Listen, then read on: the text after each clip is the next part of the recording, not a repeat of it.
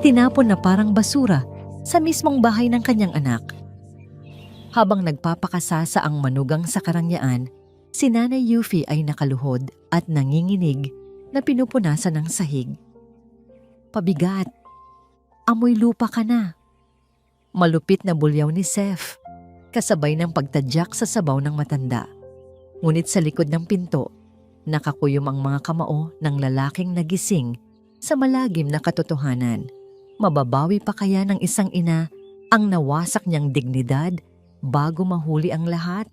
Kadiri, ilayo mo nga sa akin yung amoy isdang kamay mo. Hindi mo ba naiintindihan na nakakasuka ang amoy mo sa buong bahay? Ang matalim at nakakapasong tinig na yon ni Serafina ay umalingaw-ngaw sa kabuuan ng marangyang kusina. Sa gitna ng malawak na espasyo, nakatayo si Nanay Yuffie, ang 72 taong gulang na ina ni Lian. Nanginginig ang kanyang mga kulubot na kamay habang maingat sanang inilalapag ang isang mangkok ng umuusok na sabaw ng manok na may luya, ang mismong putaheng sinabi ni Serafina na pinaglilihian nito nung isang gabi. Imbes na pasasalamat, isang marahas na paghawi ang sumalubong sa matanda. Ang mainit na sabaw ay tumilapon, bumuhos sa sahig, at tumalsik sa mga nanginginig na braso ni Nanay Yuffie. Sa likod ng malaking haligi ng kusina, nakatayo si Lian, ang mamahaling pumpon ng mga bulaklak na binili niya bilang sorpresa para sa anibersaryo nila ni Serafina ay dahan-dahang dumulas mula sa kanyang mga daliri, bumagsak sa makinis na marmol nang walang anumang ingay. Parang may pumulupot na alambreng may tinik sa kanyang lalamunan. Sinasakal ang bawat paghinga niya. Nanigas ang kanyang mga binti habang pinagmamasdan ng kanyang ina, ang babaeng nagpakuba. Sa pananahi sa tondo, mapag-aral lamang siya. Na ngayon ay nakaluhod, nagmamadaling pinupulot ang mga basag na piraso ng porselana habang paulit-ulit na humihingi ng tawad sa babaeng nakapamaywang at nandidiring nakatingin sa kanya. Ang pamilyar na tahanan na ipinundar niya mula sa kanyang dugo at pawis ay biglang naging isang nakakapasong impyerno. Nais niyang sumigaw, nais niyang sugurin ang asawa at bawiin ang kanyang ina. Ngunit bago pa man siya makahakbang, napansin niya ang patagong pagpupunas ng luha ni Marites na nagmamadaling lumapit upang linisin ang kalat. Ang takot sa mga mata ng kasambahay ay nagpahiwatig ng isang mas malalim na pang-aabuso. Umatras si Lian, pilit na pinipigilan ang namumuong luha ng puot at pagsisisi. Tumalikod siya at tahimik na lumabas patungo sa garahe, naiwan ang isang nakakabinging tanong sa kanyang isipan. Paano niya nagawang ipagkatiwala ang buhay ng babaeng nagluwal sa kanya sa isang demonyong nagbabalat kayong anghel? Pinaandar ni Lian ang makina ng kanyang sasakyan, hinayaang umugong ito ng sapat upang magbigay hudyat sa mga taong nasa loob ng bahay na siya ay dumating na. Huminga siya ng malalim, pilit na inayos ang kanyang ekspresyon at mabigat ang mga paang humakbang papasok sa pangunahing pinto. Bumungad sa kanya ang isang perpektong tanawin na lalong nagpadurog sa kanyang puso. Patakbong sumalubong sa kanya si Serafina, may matamis na ngiti sa mga labi at mahigpit siyang niyakap. "Babe, ang aga mo naman. Sana nagpasundo ka sa driver." Malambing na wika ni Serafina habang idinadampi ang mga labi sa pisngi ni Lian. Ang halimuyak ng kanyang mamahaling pabango na noon ay nagbibigay ng kapanatagan kay Lian, ngayon ay nagdudulot ng matinding pagduduwal. Naramdaman ni Lian ang mahigpit na pagkakayakap ng asawa, ang paghaplos ng mga daliri nito sa kanyang batok. Bawat haplos ay tila makamandag na ahas na gumagapang sa kanyang balat. Saktong-sakto, ipinagluto ako ni Mami Yuffie ng paborito kong sabaw. Napakabuti talaga ng Mami, dagdag pa ni Serafina. Ang boses ay matamis na matamis. Animoy isang huwarang manugang na walang ibang iniisip kundi ang kapakanan ng pamilya. Napatingin si Lian sa gawin ng kusina.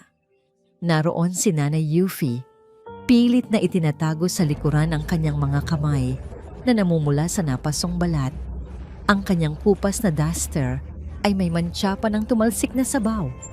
Ang kanyang mga mata ay nag-iwas ng tingin. May nakatagong takot na pilit kinukubli ng isang mahiyaing ngiti. Ayos lang si nanay, anak. Kumain ka na ba? Ipaghahanda kita. Nanginginig ngunit malumanay na sambit ng matanda. Ang tinig nito ay basag. May bahid ng pagkapagod na ngayon lamang napansin ni Lian. Opo, ma. Pilit na tugon ni Lian. Ang boses ay garalgal. Salamat po. Hayaan mo na ang mga maid ang maglinis niyan, mami. Magpahinga na po kayo sa kwarto ninyo. Ako na ang bahala sa asawa ko. Nakangiting utos ni Serafina. Ngunit sa likod ng matamis nitong nangiti ay ang isang malamig na banta na palayasin ang matanda sa kanilang paningin. Tumango lamang si Nanay Yuffie, nakayuko at tila isang aliping sumusunod sa kanyang amo.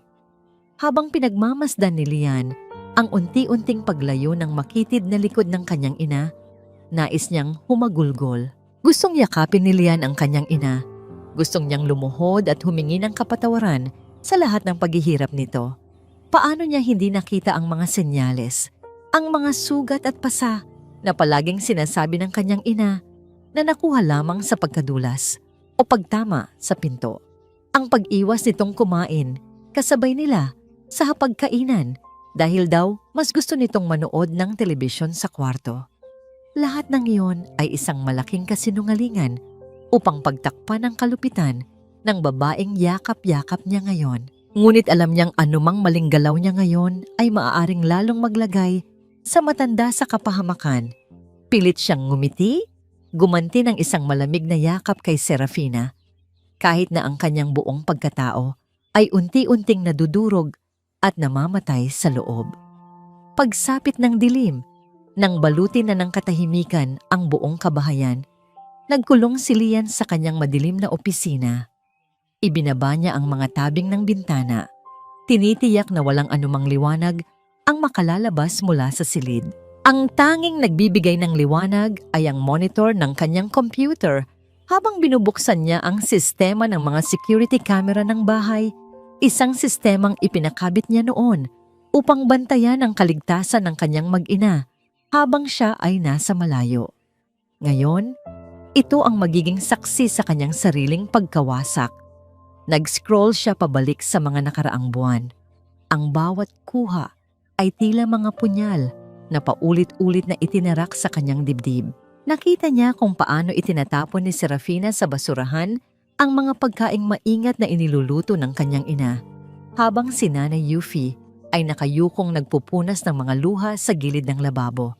Napanood niya ang pamamahiya, ang pagtataas ng boses at ang walang awang panliliit sa matanda sa tuwing aalis siya papuntang opisina. May isang video pa kung saan tinabig ni Serafina ang lumang kahon ng mga liham ni Nanay Yuffie mula sa mga kamag-anak sa probinsya. Pinagsabihan itong nag-iipon ng basura sa loob ng isang bahay na pangmayaman. Ang mga ngiti sa video call na ipinapakita ng kanyang ina noong nasa Singapore, siya ay isa palang patalim na unti-unting pumapatay sa kaluluwa nito. Ang babaeng nagpalaki sa kanya ng may buong dangal ay ginawang basahan sa mismong pamamahay na inilaan niya para rito. Ngunit ang pinakamatinding dagok ay dumating nang mapakinggan niya ang isang nakakonektang audio mula sa sala na na-record noong nakaraang gabi habang siya ay nasa biyahe pa pauwi. Malinaw at matalas ang boses ni Serafina, tila nakikipag-usap sa telepono habang nagre-relax sa sofa. Walang bahid ng pagmamahal o pag-aalala ang kanyang tono, kundi puro kalkulasyon at lamig. Huwag kang mag-alala, ma. Malapit na. Konting tiis na lang sa amoy lupang to. Bungad ni Serafina sa kabilang linya. Kausap ang ina nitong si Doña Carmela. Nakausap ko na si Dr. Vergara. Kapag nakuha ko na ang medical record na nagpapatunay na senile o ulyanin na ang matanda, sa akin na mapupunta ang power of attorney. Mapipilitan si Lian na ibenta ang lupa sa probinsya para kamo sa pagpapagamot ng nanay niya. Humalakhak si Serafina, isang tunog na parang kuko na kumakaskas sa pisara. Oo naman, ma. Hindi malalaman ni Lian. Masyado siyang abala sa pagpapayaman para sa atin. akala niya, santo ang nanay niya. Pero kapag hawak ko na ang papel na baliw na ang matanda, wala na siyang magagawa kundi ilagay ito sa asylum. Doon, hindi na siya magiging sagabal sa lifestyle natin. Nabitawan ni Lian ang mouse ng computer. Parang bombang sumabog sa loob ng kanyang utak ang narinig. Hindi lang ito simpleng pang-aapi o hindi pagkakasundo ng manugang at biyenan. Ito ay isang planadong krimen. Isang patibong, ang babaeng pinakasalan niya. Ang babaeng akala niya ay katuwang niya sa buhay, ay matagal na palang nagbabalak na ipadeklarang baliw ang kanyang ina upang nakawin ang kakarampot na lupang ipinamana ng kanyang yumaong ama. Ang tanging alaala ng kanilang pamilya sa probinsya, nais ni Lian na tumayo, wasakin ang pinto, at kalad ka rin si Serafina, palabas ng bahay ngayon din. Nais niyang isigaw sa mukha nito ang lahat ng kanyang nalaman. Nais niyang ipatikim dito ang impyernong dinanas ng kanyang ina. Ngunit natigilan siya. Kung susugod siya ngayon dala ng galit, ano ang mangyayari? Sisirain ni Serafina ang ebidensya. Gagamitin nito ang impluwensya ng pamilya nito para baligtarin ang sitwasyon. Maaari pa nitong palabasin na si Lian ang may diferensya. O kaya ay itago si Nanay Yuffie sa lugar na hindi niya maabot. Hawak pa rin ni Serafina ang alas, ang tiwala ng lipunan at ang mga koneksyon nito. At higit sa lahat, nasa panganib pa rin ang kanyang ina hanggat hindi niya ito nailalayo ng ligtas at legal. Dahan-dahang napaupo si Lian sa sahig ng kanyang madilim na opisina. Ang kanyang mga tuhod ay nanghina sa bigat ng katotohanan. Ang kanyang mga kamay ay nakakuyom hanggang sa bumaon ang mga kuko sa palad, ngunit wala siyang maramdamang sakit pisikal. Ang tanging nararamdaman niya ay ang nag-uumpugang damdamin ng pagkasuklam sa asawa at matinding pagkamuhi sa sarili. Siya ang nagpasok ng ahas sa kanilang tahanan. Siya ang nagbigay ng kapangyarihan kay Serafina na tapakan ang pagkatao ng inang nagluwal sa kanya. Pinatay ni Lian ang monitor, nilamon siya ng dilim. Sa katahimikan ng silid, isang solong luha ang tumakas mula sa kanyang mata. Sinundan ng sunod-sunod na paghikbi na walang boses. Ang kanyang dibdib ay sumisikip sa bawat paghinga, parang pinipiga ang kanyang puso. Kailangan niyang maging matatag. Kailangan niyang maging tuso. Hindi sapat ang galit. Kailangan niya ng plano. Kung nagawang magsuot ng maskara ni Serafina upang lokohin siya, kailangan din niyang magsuot ng maskara upang protektahan ang kanyang ina. Sa gabing iyon, habang mahimbing na natutulog ang demonyo sa kabilang kwarto, isang bagong Lian ang isinilang sa dilim. Isang anak na handang gawin ang lahat, kahit ang magpanggap na bulag at bingi, para lamang sa sandaling makakaganti siya ng lubusan. Ito na ang huling gabi na iiyak ang kanyang ina ng mag-isa. Ang tanging maririnig sa silid ay ang mabibigat at nanginginig na paghinga ni Lian. Isang tahimik na panata ng paghihiganti at pagmamahal. Ang agahan, kinabukasan ay tila isang tanghala ng digmaan kung saan ang sandata ay hindi mga baril, kundi mga ngiting puno ng lason at katahimikang nakabibingi. Nakaupo si Lian sa kabisera ng mahabang mesa. Ang kanyang suot na Amerikana ay plansado at walang gusot. Tila baluti na nagtatago sa kanyang nagdurugong kalooban. Sa kanyang kanan ay si Serafina na abala sa pagpapahid ng mamahaling jam sa tinapay, habang sa dulo ng mesa, malayo sa kanila, ay nakaupo si Nanay Yuffie. Ang matanda ay nakayuko sa kanyang plato, tila takot gumawa ng kahit anong ingay sa paghigop ng kape. "Hon, look at mommy," basag ni Serafina sa katahimikan. Ang boses ay puno ng pekeng pag-aalala. "Tulala na naman siya. Sabi ko naman sa'yo, lumalala na ang demensya niya. Baka mamaya niyan, sunugin na niya ang bahay kapag nagluluto siya." Nanigas ang panga ni Lian. Gusto niyang isigaw na hindi ulyanin ang kanyang ina. Sadyang natatakot lang itong kumilos dahil sa bawat galaw nito ay may kaakibat na panghuhusga. Ngunit pinili niyang ngumiti. isang ngiting hindi umabot sa kanyang mga mata. Pagod lang siguro siya, Seth. Mahinahong sagot ni Lian habang mahigpit na hinahawakan ng tinidor sa ilalim ng mesa. Kaya nga kailangan niyang inumin ito. Mabilis na sagot ni Serafina. Kumuha siya ng isang makintab na tableta mula sa kanyang pitaka at inilapag ito sa tabi ng baso ng matanda. Vitamins ito from the States. Honorable pampatalas ng memorya. Inumin mo na yan, ma, para hindi ka na maging pabigat kay Lian. Kitang-kita ni Lian ang panginginig ng kamay ni Nanay Yuffie habang inaabot ang gamot. Naalala niya ang narinig sa audio recording kagabi. Ang planong palabasin na baliw ang kanyang ina gamit ang mga gamot. Biglang kumabog ng malakas ang dibdib ni Lian. Hindi niya pwedeng hayaang malaso ng kanyang ina sa harap ng kanyang mga mata. Bago pa man maidampi ni Nanay Yuffie ang gamot sa kanyang bibig, sinadya ni Lian na tabigin ang pitsel ng tubig sa gitna ng mesa. Ang malamig na tubig ay bumuhos sa mesa, inanod ang tableta at nabasa ang tela ng mantel. Naku, sorry, nadulas ang kamay ko. Mabilis na sabi ni Lian. Sabay tayo at kunwaring nagpunas ng kurbata. Sa kaguluhan, mabilis niyang dinampot ang basang tableta at ibinalot sa kanyang panyo nang hindi napapansin ni Serafina. Oh my God, Lian! Ang clumsy mo naman today! Iritadong sigaw ni Serafina habang nandidiring inilalayo ang kanyang silk robe sa tumutulong tubig. Yaya, linisin niyo to, dali! Sa gitna ng kaguluhan, nagtama ang paningin ni Lian at ng kanyang ina. Nakita niya ang takot sa mga mata nito, pero pati na rin ang isang kislap ng pasasalamat. Alam ni Lian na ito ay pansamantalang tagumpay lamang. Kailangan niyang kumilos ng mabilis. Bago umalis papuntang opisina, hinarang siya ni Serafina sa pintuan. May kinang sa mga mata nito na alam ni Lian ay nangangahulugan ng panibagong kapritsyo. Hon, may good news ako. Masiglang wika nito habang inaayos ang kwelyo ng asawa. Tinawagan ko na ang interior designer. Gigibain na natin ang dirty kitchen sa likod next week. Masyado kasing luma at baduy. Gagawin nating modern pantry para bagay sa status natin. Ang dirty kitchen, ang nag-iisang lugar sa bahay kung saan malayang nakakagalaw si Nanay Yuffie. Kung saan amoy luya at bawang na nagpapaalala kay Lian ng kanyang kabataan.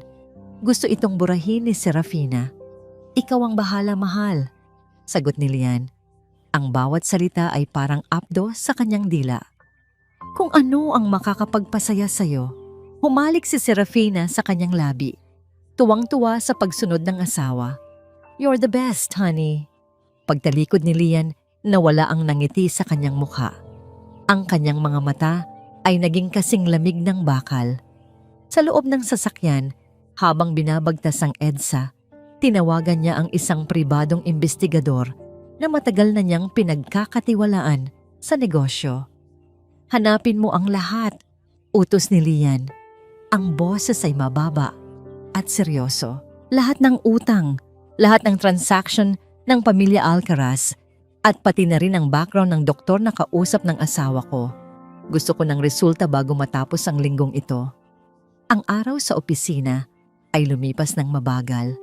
Ang isip ni Lian ay wala sa mga kontrata at stock market, kundi nasa bahay, nag-aalala kung ano ang ginagawa ng asawa niya sa kanyang ina. Nakatanggap siya ng isang mensahe mula sa investigador bandang hapon. Sir, may malaking withdrawal sa joint account niyo na nakapangalan sa isang kasino at hindi ikaw ang nag-withdraw. Napakuyom si Lian. Nagsisimula nang lumabas ang baho. Nang gabing iyon, hinintay ni Lian na makatulog si Serafina bago siya tumayo mula sa kama. Dahan-dahan, parang magnanakaw sa sariling pamamahay. Tinahak niya ang pasilyo patungo sa maliit na kwarto sa ibaba kung saan pinalipat ni Serafina si Nanay Yuffie, ang dating stockroom na nilagyan lang ng kama. Binuksan niya ang pinto ng dahan-dahan. Ang silid ay masikip at walang bintana. Amoy luma at amag. Sa gitna ng dilim, nakita niya ang kanyang ina na natutulog ng mahimbing. Ang katawan ay maliit at baluktot dahil sa lamig. Wala man lang itong makapal na kumot. Lumapit si Lian at lumuhod sa tabi ng kama. Sa ilalim ng unan ng ina, may nakasilip na pamilyar na tela. Dahan-dahan niyang hinila ito. Ito ang kanyang lumang paboritong polo shirt nung kolehiyo pa siya. Punit-punit na at dapat nang itapon. Pero nakita niya ang mga bagong tahi. Pinino at maingat na tinahian ni Nanay Yuffie ang mga butas gamit ang sinulid na hindi man lang kakulay ng tela pero puno ng pagmamahal. Tumulo ang luha ni Lian. Itinatago pala ng kanyang ina ang mga lumang damit niya dahil ito na lang ang tanging koneksyon nito sa anak na tila lumayo na. Hinawakan ni Lian ang paa ng ina, ang mga paang namaga sa kakalakad noon para magbenta ng kakanin. Ang mga paang ngayon ay pagod sa katatayong utos ng manugang. Sinimulan niyang masahihin ito ng marahan gaya ng ginagawa niya noong bata pa siya kapag umuuwi ang nanay niya galing sa trabaho. "Patawad, nanay!" Bulong ni Lian sa hangin. Ang boses ay basag at punong-puno ng pagsisisi. "Konting tiis na lang po. Pangako, babawiin ko ang lahat ng kinuha nila sa atin. Babalik tayo sa dati." Gumurong ang matanda sa pagtulog at isang munting na ngiti ang sumilay sa mga labi nito. Tila naramdaman ang pamilyar na haplos ng kanyang anak sa kanyang panaginip. Ngunit ang kapayapaan ay panandalian lamang. Kinabukasan ng gabi, habang nasa kanyang home office si Lian at nagpapanggap na nagtatrabaho, pumasok si Serafina ng walang katok. Suot nito ang isang silk nightgown. Hawak ang isang folder at isang ballpen. Ang kanyang ngiti ay matamis, pero ang kanyang mga mata ay mapagmatyag. "Babe," malaming na tawag nito, sabay upo sa hita ni Lian at pulupot ng braso sa leeg ng asawa. "May kailangan lang akong ipapirma sa'yo para ito sa medical insurance ni Mommy Yuffie. Alam mo na, tumatanda na siya. Kailangan natin siyang protektahan." Inilatag ni Serafina ang papel sa mesa. Ang header ay natatakpan ng kanyang kamay. Tanging ang linyang pipirmahan lang ang nakikita. Tinitigan ni Lian ang papel. Alam niya kung ano ito. Hindi ito insurance. Ito ang special power of attorney na magbibigay ng karapatan kay Serafina na ibenta ang lupa sa probinsya at ipasok si Nanay Yuffie sa mental hospital nang walang pahintulot niya. "Sige na, pirmahan mo na para maasikaso ko bukas." Bulong ni Serafina, hinalikan ang tenga ni Lian. "Para naman ito kay Mommy." Hawak ni Lian ang ballpen. Ang dulo nito ay nanginginig sa ibabaw ng papel. Ito ang sandali ng pagsubok. Kung hindi siya pipirma, maghihinala si Serafina. Kung pipirma siya, ibinibigay niya ang leeg ng kanyang ina sa berdugo. Tumingin si Lian sa asawa at sa kauna-unahang pagkakataon, nakita ni Serafina ang isang kakaibang lamig sa mga mata ni Lian na hindi niya maipaliwanag. "Basahin ko muna," sabi ni Lian. Ang boses ay kalmado, ngunit matigas. "Bakit pa? Wala ka bang tiwala sa akin?" Biglang pagtataray ni Serafina na wala ang lambing. Ang katahimikan sa pagitan nila ay tila isang PC na anumang oras ay mapapatid. "Gusto kong gibain ang lahat ng ito. As in, tear it down to the ground." Ang matinis na boses ni Serafina ang bumungad sa umaga. Nakatayo siya sa gitna ng makipot at medyo madilim na dirty kitchen sa likod ng bahay. Nakapameywang habang itinuturo ang mga lumang kabinet at ang paboritong kalan ni Nanay Yuffie. Sa kanyang tabi ay nakatayo si Amarisa Risa Saison. Iba siya sa mga kaibigan ni Serafina na laging nakasuot ng makikinang na alahas at matatapang na makeup. Nakasuot lamang si Risa ng simpleng puting polo na nakatupi ang manggas at maong na pantalon. Ang kanyang buhok ay nakapusod ng maayos at ang kanyang mukha ay walang kolorete maliban sa natural na pamumula ng pisngi. Hawak niya ang isang sketchpad, tahimik na nakikinig pero matalas ang mga matang nagmamasid. "Masyadong baduy at luma, Risa. You know what I mean? Amoy probinsya." Gusto ko ng industrial minimalist pantry. Yung Instagrammable. Patuloy na reklamo ni Serafina habang nandidiring hinahawi ang isang lumang kalendaryo sa dingding. Ayoko nang may nagluluto dito ng kung ano-anong mabaho. It sticks to my clothes. Tumangulang si Risa, pero ang kanyang mga mata ay dumako sa isang sulok. Doon, nakaupo sa isang maliit na bangkito si Nanay Yufi, nagbabalat ng sibuyas. Ang matanda ay tila gustong lumiit at maglaho na parang bula. Nanginginig ang mga kamay nito habang pilit na binibilisan ang paghiwa para hindi mapansin ng manugang. Naintindihan ko po, Ma'am Sef. Sagot ni Risa sa mahinahon at mababang boses. Susukatin ko lang po ang buong area para sa blueprint. Good, I'll be inside. It's too hot here. Irap ni Serafina bago tumalikod at pumasok sa air-conditioned na main house. Iniwan ng arkitekto kasama ang katulong. Nang makaalis si Serafina, nagbago ang hangin sa kusina. Nawala ang bigat at tensyon. Dahan-dahang lumapit si Risa sa pwesto ni Nanay Yufi. Sa sobrang kaba ng matanda dahil may ibang tao, dumulas sa kanyang nanginginig na mga daliri ang hawak na basket ng sibuyas. Ang mga pulang sibuyas ay gumulong at kumalat sa sementadong sahig. Naku, pasensya na. Pasensya na po. Natatarantang wika ni Nanay Yufi. Akmang luluhod siya para magpulot. Takot na baka pagalitan siya ng bisita. Ngunit bago pa man dumapo ang tuhod ng matanda sa sahig, naunahan na siya ni Risa. Walang pag-aalinlangan, lumuhod ang arkitekto sa maruming sahig at isa-isang pinulot ang mga sibuyas. Huwag po kayong mag-alala, Nanay. Ako na po. Nakangiting sabi ni Risa. Hindi ito ngiting pilit. Ito ay ngangiting umaabot sa mata. Mainit at totoo. Natigilan si Nanay Yufi. Matagal na panahon na simula noong may tumawag sa kanya ng nanay na may ganoong klaseng respeto. Nakakahiya sa'yo, iha. Arkitekto ka? Madudumihan ang kamay mo. Mahinang tutol ni Nanay Yufi, pilit na inaagaw ang mga sibuyas. Sanay po ako sa dumi, Nanay. Laking bukid din po ako. Sagot ni Risa habang inilalagay ang huling sibuyas sa basket. Pagkatapos, tumayo siya at pinagpag ang kanyang pantalon na parang wala lang nangyari. Ang bango naman po ng gisa nyo. Native na manok po ba ang lulutuin nyo? Lumiwanag ang mukha ni Nanay Yufi. Oo, iha. Tinola. Nilalagyan ko ng dahon ng sili para masarap. Kaso, ayaw ni Sef ng amoy. Ang tinola po ay hindi tinola kung walang luya at dahon ng sili. Pagsang-ayon ni Risa, na tila ba ang pagluluto ng matanda ang pinakamahalagang bagay sa mundo noong oras na yon. Sa may pintuan ng kusina, nakatayo si Lian. Kararating lang niya galing opisina at narinig niya ang usapan. Nakita niya kung paano lumuhod ang isang estranghera para tulungan ang kanyang ina. Isang bagay na hindi kailanman ginawa ng kanyang asawa sa loob ng 3 taon. Parang may humaplos sa puso ni Lian na matagal nang nanigas.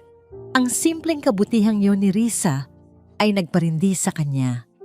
Ipinamukha nito kung gaano kalupit ang naging buhay ng kanyang ina sa sarili niyang pamamahay. Nagpatuloy si Risa sa pagsusukat ng pader. Napansin niyang pinapawisan si Nanay Yufi dahil sa init ng kalan. Imbes na humingi ng tissue o magreklamo, kinuha ni Risa ang sarili niyang panyo mula sa bulsa. Isang panyong may borda ng maliliit na bulaklak at inabot ito sa matanda. Nanay, punasan niyo po ang pawis niyo. Baka po matuyuan kayo. Malambing na alok ni Risa. Nag-alinlangan si Nanay Yufi. Marumi ang mukha ko, iha. Sayang ang panyo mo. Mas mahalaga po kayo kaysa sa panyo.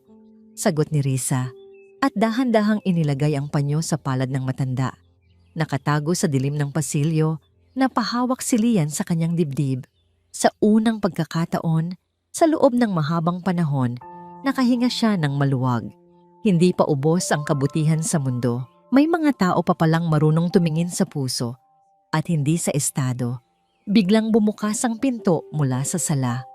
Lumabas si Serafina, bit-bit ang kanyang iced coffee. Risa, are you done yet?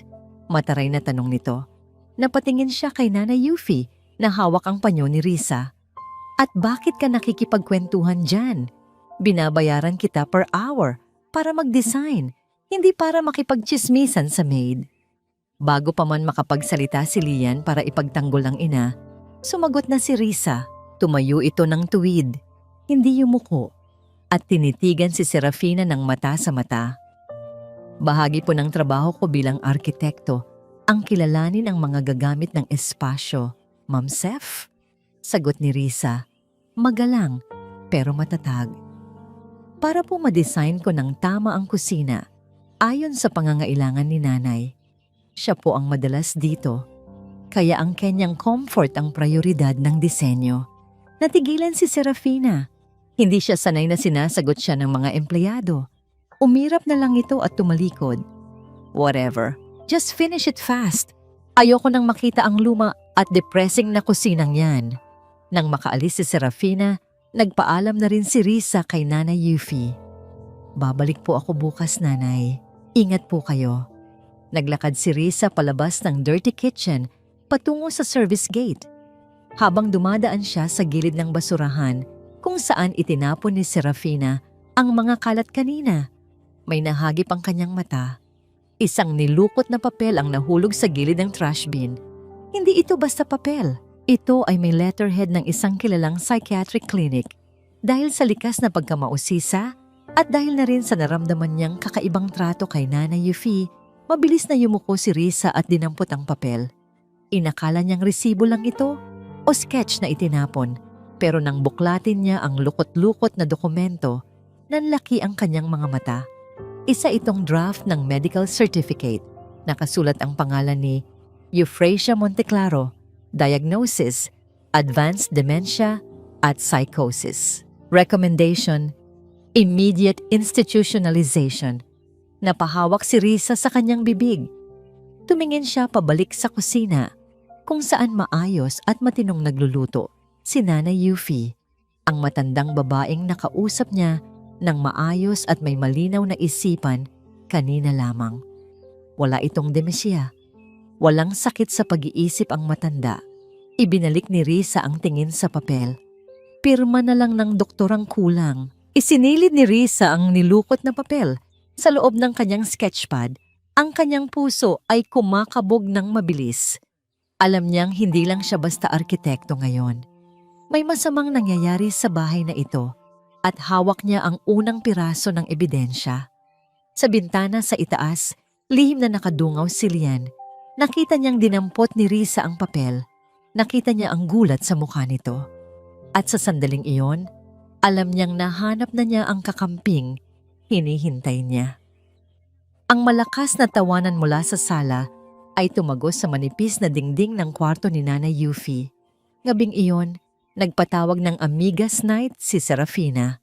Ang hangin ay amoy mamahaling pabango at alak, habang ang tunog ng mga kopang nag-uumpugan ay sumasabay sa mga kwentuhan tungkol sa mga bagong Hermes bag at European cruise. Sa loob ng kanyang masikip na silid, nakaramdam ng uhaw si Nanay Yuffie. Ilang oras na siyang hindi lumalabas dahil mahigpit na ipinagbawal ni Serafina na magpakita siya kapag may bisita. Nakakahiya ang ayos mo, ang laging sinasabi ng manugang. Ngunit ang tuyong lalamunan ng matanda ay hindi na makapaghihintay. Dahan-dahan, parang isang daga na takot sa pusa, binuksan ni Nanay Yuffie ang pinto. Tiniyak niyang walang makakapansin sa kanya habang tinatahak ang gilid ng pasilyo patungo sa kusina. Gusto lang niya ng isang basong tubig, subalit sa kamalas-malasan, habang pabalik na siya, nakasalubong niya si Serafina at ang tatlong kaibigan nito na papunta rin sa kitchen island para kumuha ng yelo. Natigilan ang tawanan. Ang mga mata ng mga donya ay dumako kay Nanay Yuffie na nakasuot ng kupas na duster at tsinelas na guma. Oh my God! Sef, is this your maid? Tanong ng isang babaeng puno ng alahas ang leeg, habang tinitignan si Nanay mula ulo hanggang paa na parang nandidiri. Biglang nagbago ang mukha ni Serafina. Mula sa pagiging socialite host, naging isang kawawang biktima ang kanyang ekspresyon. Humawak siya sa kanyang dibdib at umatras, tila takot na takot. Mommy, bakit ka lumabas? Hindi ba't sinabi ko sa'yo na delikado ang paglalakad-lakad mo sa gabi? Paano kung mahulog ka sa hagdan? Ang tinig ni Serafina ay puno ng pekeng pag-aalala, ngunit ang kanyang mga mata ay nanunuya. Lumingon siya sa kanyang mga kaibigan, pilit na pinapatak ang isang butil ng luha sa kanyang pisngi. Pasensya na kayo, amigas. Ito ang sinasabi ko sa inyong mahirap na kalagayan namin. My mother-in-law, her mind is wandering. Minsan, hindi na niya kilala ang sarili niya. Wala po akong ginagawang masama, Seth. Nauuhaw lang po ako. Mahinang sagot ni Nanay Yuffie. Ang kanyang boses ay nanginginig sa hiya habang nakatitig sa kanya ang 4 na pares ng mapanghusgang mga mata. Biglang napatigil ang isa sa mga kaibigan ni Serafina, si Donna. Wait! Ang singsing ko, Seth. Ang sapphire ring ko na itinabi ko lang sa tabi ng sink kanina. Wala na. Tila isang kuryenteng gumapang ang kaba sa buong katawan ni Nanay Yuffie. Hindi ko po kinuha. Wala po akong kinukuha. Mommy, pakicheck nga ang bulsa mo. Utos ni Serafina. Ang kanyang tono ay nagbago mula sa pag-aalala tungo sa isang malamig na utos. Huwag mong sabihing dahil sa sakit mo ay nakakakuha ka na ng hindi sayo. Wala po. Tubig lang ang kinuha ko. Hikbi ng matanda. Ngunit hindi nakinig si Serafina. Lumapit siya at maras na hinalughog ang bulsa ng duster ng matanda. Sa harap ng tawanan at bulungan ng kanyang mga kaibigan, pinilit ni Serafina na ilabas ang lahat ng laman ng bulsa ni Nanay Yuffie. Luhod, Mommy. Baka nahulog mo sa sahig. Hanapin mo. Madiing bulong ni Serafina. Sapat lang para marinig ng matanda habang ang mga kaibigan nito ay abala sa pag-iinspeksyon sa paligid. Dahil sa takot at sa bigat ng kahihiyan, dahan-dahang lumuhod si Nanay Yuffie sa malamig na sahig. Ang kanyang mga tuhod na may rayuma ay gumaralgal sa sakit. Ngunit mas masakit ang bawat tingin ng mga donyang nakapaligid sa kanya. Habang nakaluhod, pilit niyang kinakapa ang sahig kahit alam niyang wala siyang kinuha. Ang kanyang mga luha ay pumatak sa makinis na marmol, tila mga kristal na nagpapatunay ng kanyang kawalang sala. Sa dilim ng pasilyo, nakatayo si Lian. Ang kanyang mga kamao ay nakakuyom ng ganoon na lamang kahigpit, hanggang sa ang kanyang mga kuko ay bumaon sa kanyang balat. Naramdaman niya ang bawat patak ng luha ng kanyang ina sa sarili niyang puso. Gusto niyang sumugod. Gusto niyang itulak ang mga babaeng iyon palabas ng kanyang bahay, ngunit naramdaman niya ang panginginig ng kanyang cellphone sa bulsa. Isang mensahe mula sa kanyang abogado. Huwag mo na, Lian. Kapag nalaman nilang alam mo na, itatago nila ang matanda. Kailangan nating mahuli ang doktor sa akto bukas. Kinagat ni Lian ang kanyang labi hanggang sa malasahan niya ang pait ng sarili niyang dugo. Kailangan niyang tiisin ang pinakamasakit na tanawin sa kanyang buhay.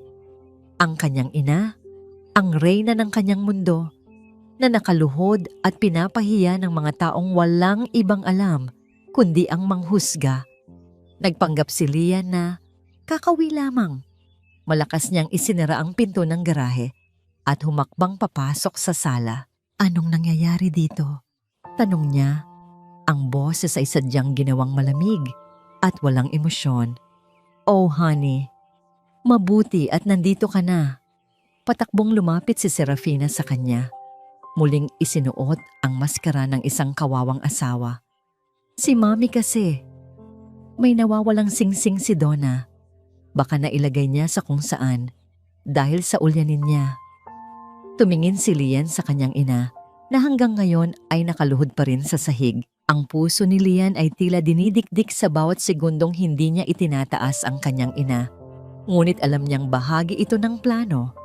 Lumapit siya, ngunit imbes na yakapin ng ina ay hinawakan lamang niya ito sa braso ng marahan at itinayo. Tama na yan, Ma.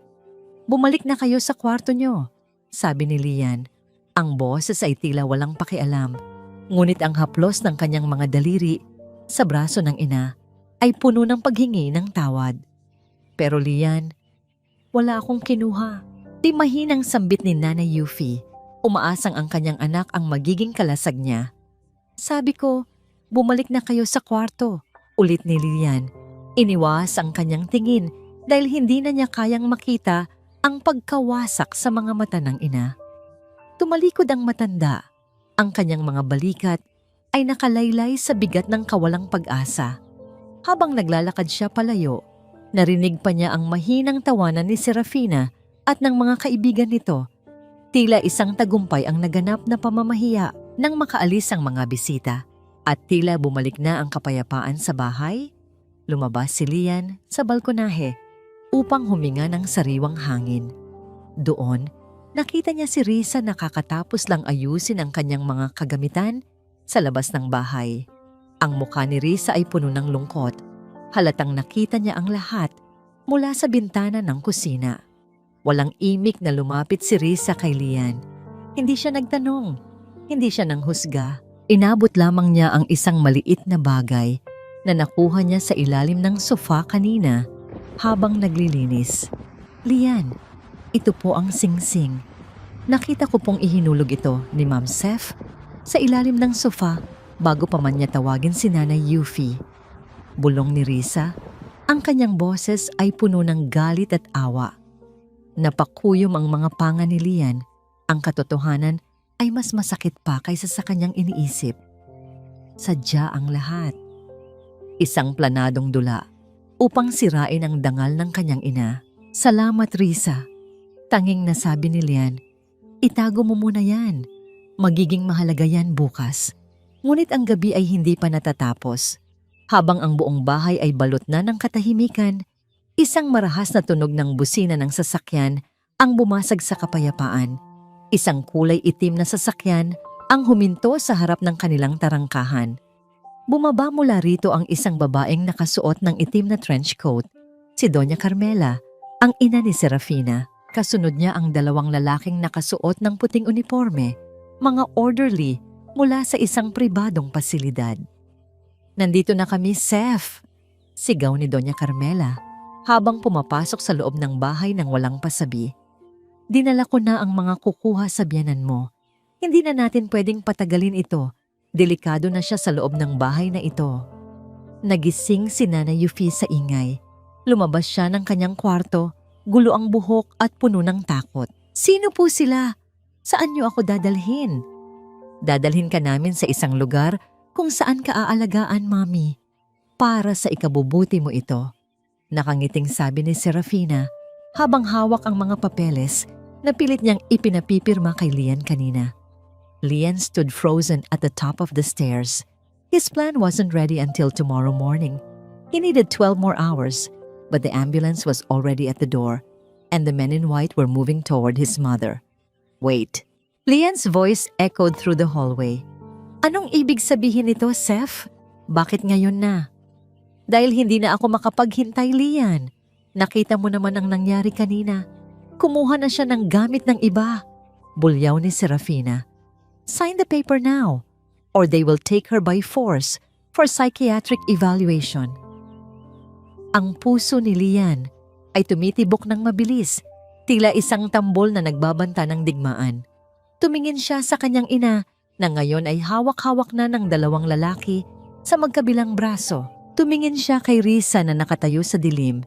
Ang mga mata nito ay nagsasabing, gawin mo na ang dapat mong gawin. Ngunit bago pa makapagsalita si Lian, isang malakas na tunog ng kampana mula sa simbahan sa malayo ang tumunog, kasabay ng biglang pagkidlat sa madilim na kalangitan. Bukas, kukunin niyo na siya bukas, sabi ni Doña Carmela. Ang kanyang boses ay tila isang hatol ng kamatayan. Ngayong gabi, hayaan niyo muna siyang mag-impake ng kanyang mga kasalanan. The men let go of Nanay Yuffie, leaving her collapsed on the floor, sobbing uncontrollably. Lian's mother looked up at him, her eyes pleading for a savior, but Lian remained silent, his heart a battlefield of love and strategy. Ang katahimikan sa loob ng bahay matapos umalis ng mga orderly ay mas nakakasakal kaysa sa ingay ng kaninang gabi. Ang bawat sulok ng mansyon ay tila may matalas na dulo na humihiwa sa pagkatao ni Lian. Habang naririnig niya ang mahinang halakhak ni na Serafina at Doña Carmela mula sa bar area, nagdiriwang sa kanilang munting tagumpay, dahan-dahang lumabas si Lian patungo sa madilim na garden. Doon, sa ilalim ng malungkot na liwanag ng buwan, naghihintay si Risa. Hawak nito ang kanyang sketchpad na tila isang kalasag. Ang simoy ng hangin ay may dalang amoy ng basang lupa at ang pamilyar na halimuyak ng luya na nanggagaling sa damit ni Risa. Isang amoy na nagpaalala kay Lian sa masayang kahapon na ninakaw sa kanya. "Lian," mahinang tawag ni Risa. Ang kanyang tinig ay puno ng habag. Inabot niya ang sapphire ring na nakuha niya kanina. Ito ang katotohanang itinago nila at may isa pa akong dapat ipakita sa iyo. Inilabas ni Risa ang lukot na papel ng psychiatric report na nakuha niya sa basurahan habang binabasa ni Lian ang bawat salita. Ang pekeng diagnosis, ang malupit na rekomendasyon na ikulong ang kanyang ina. Naramdaman niya ang unti-unting pagtigas ng kanyang puso. Ang pag-ibig na dati niyang nararamdaman para kay Serafina ay tuluyan ng naging abo, tinangay ng hangin ng pagkamuhi. "Salamat, Risa. Hindi ko alam kung paano kita pasasalamatan sa lahat ng ito," bulong ni Lian. Ang kanyang boses ay garalgal, dala ng pagod at uwatang na loob. "Huwag po kayong magpasalamat sa akin," sagot ni Risa habang dahan-dahang idinidampi ang kanyang kamay sa braso ni Lian upang bigyan ito ng lakas.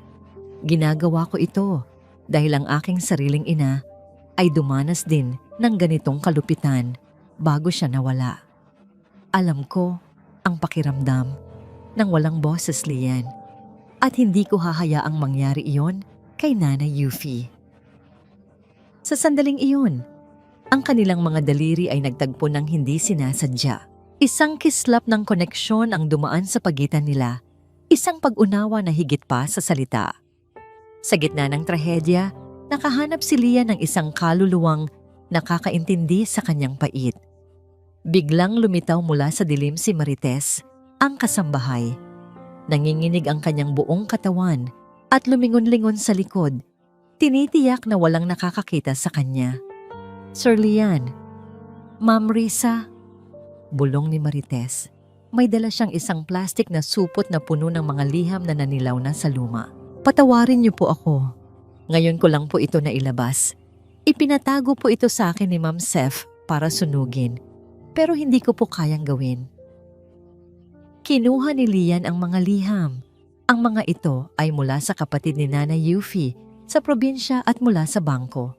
Binuksan niya ang isa. Ang bawat salita ay tila isang sampal sa kanyang mukha. Ang kanyang mga kamag-anak ay matagal nang nagpapadala ng balita. Nagtatanong kung bakit hindi na sumasagot ang matanda. Sinabi ni Serafina kay Nanay Yuffie na kinalimutan na siya ng lahat, na siya ay nag-iisa na sa mundo.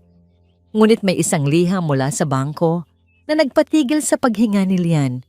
Isa itong notice tungkol sa isang lihim na savings account na nakapangalan kay Euphrasia Monteclaro. Ang perang naroon ay naipon mula sa mga lupang ipinagbili ng kanyang yumaong ama. Inilaan para sa magiging apo ni Nanay Yuffie. Kaya pala gustong-gusto nilang makuha ang pirma ni Nanay. Nangangalit na sabi ni Lian. Hindi lang ang lupa sa probinsya ang target nila. Gusto nilang ubusin ang lahat ng meron ang nanay ko, pati na ang dignidad niya. Naramdaman ni Lian ang bigat ng kasalanan ni Serafina. Hindi lang ito simpleng kasakiman. Ito ay sistematikong pagwasak sa isang matanda para sa pera. Ang charity gala na ipinagmamalaki ni Serafina ay gagamitin palang entablado upang ipahiya ang kanyang ina at kunin ang lahat ng yaman nito sa harap ng maraming tao. Biglang tumunog ang cellphone ni Lian. Isang tawag mula kay Serafina mula sa loob ng bahay. "Babe, nasaan ka? Bakit ang tagal mo sa labas?" Ang malambing na boses ni Serafina ay tila isang lason na bumubulong sa kanyang tenga. "Pumasok ka na rito. May mahalaga tayong pag-uusapan tungkol sa charity gala bukas. I need your final approval on everything. Tumingin si Lian kay Risa. Tumango ang arkitekto. Isang senyales na oras na upang ituloy ang plano. Inayos ni Lian ang kanyang sarili, itinago ang mga liham sa kanyang jacket at pinalakas ang kanyang loob. Pumasok si Lian sa sala kung saan naghihintay ang mag-inang mapanira. Nakaupo si Serafina sa sofa, tila isang reyna, habang si Doña Carmela ay masinsinang nagbabasa ng isang dokumento. "Lian, honey," bati ni Serafina, sabay pulupot ng braso sa leeg ng asawa. "Tomorrow, at the gala, I want you to make a special announcement. We will announce that Mommy Yuffie is finally retiring and turning over all her provincial assets to our foundation. Para naman luminis ang pangalan niya matapos ang incident kanina sa Sing Sing. At kailangan mong pirmahan ito ngayon, Lian," dagdag ni Doña Carmela. Inilapag ang special power of attorney sa mesa. "Dinala ko na ang notaryo bukas sa hotel. Pirma mo na lang ang kulang para maging legal ang lahat bago namin siya dalhin sa facility." Tumingin si Lian sa papel. Pagkatapos ay sa asawa niyang nagpapanggap na nagmamalasakit. Ang bawat selula sa kanyang katawan ay gustong sumigaw, ngunit nanatili siyang kalmado. "Sige, Seth, bukas sa gala," sabi ni Lian.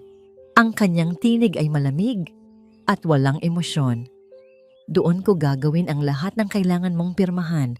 I want it to be unforgettable." Tuwang-tuwa si Serafina, hindi napansin ang panganib sa mga salita ni Lian. "I knew you'd understand, babe.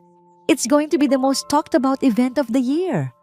Habang paakyat si Lian sa kanyang silid, tumigil siya sa tapat ng kwarto ng kanyang ina. Naririnig niya ang mahinang paghikbi ni Nanay Yuffie mula sa loob.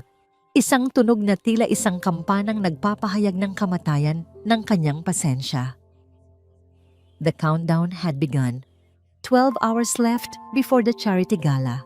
12 hours left before the mask would be ripped off and the world would see the monster behind the beauty. Ang umaga ng charity gala ay dumating na may kasamang mabigat na kulimlim. Tila nakikiramay ang langit sa nagbabadyang unos sa loob ng mansyon ng mga Monteclaro.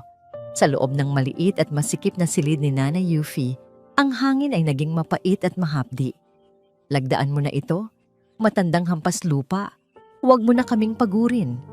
Ang boses ni Doña Carmela ay parang latigo na humahagupit sa katahimikan. Nakatayo siya sa tapat ng kama ni Nanay Yuffie.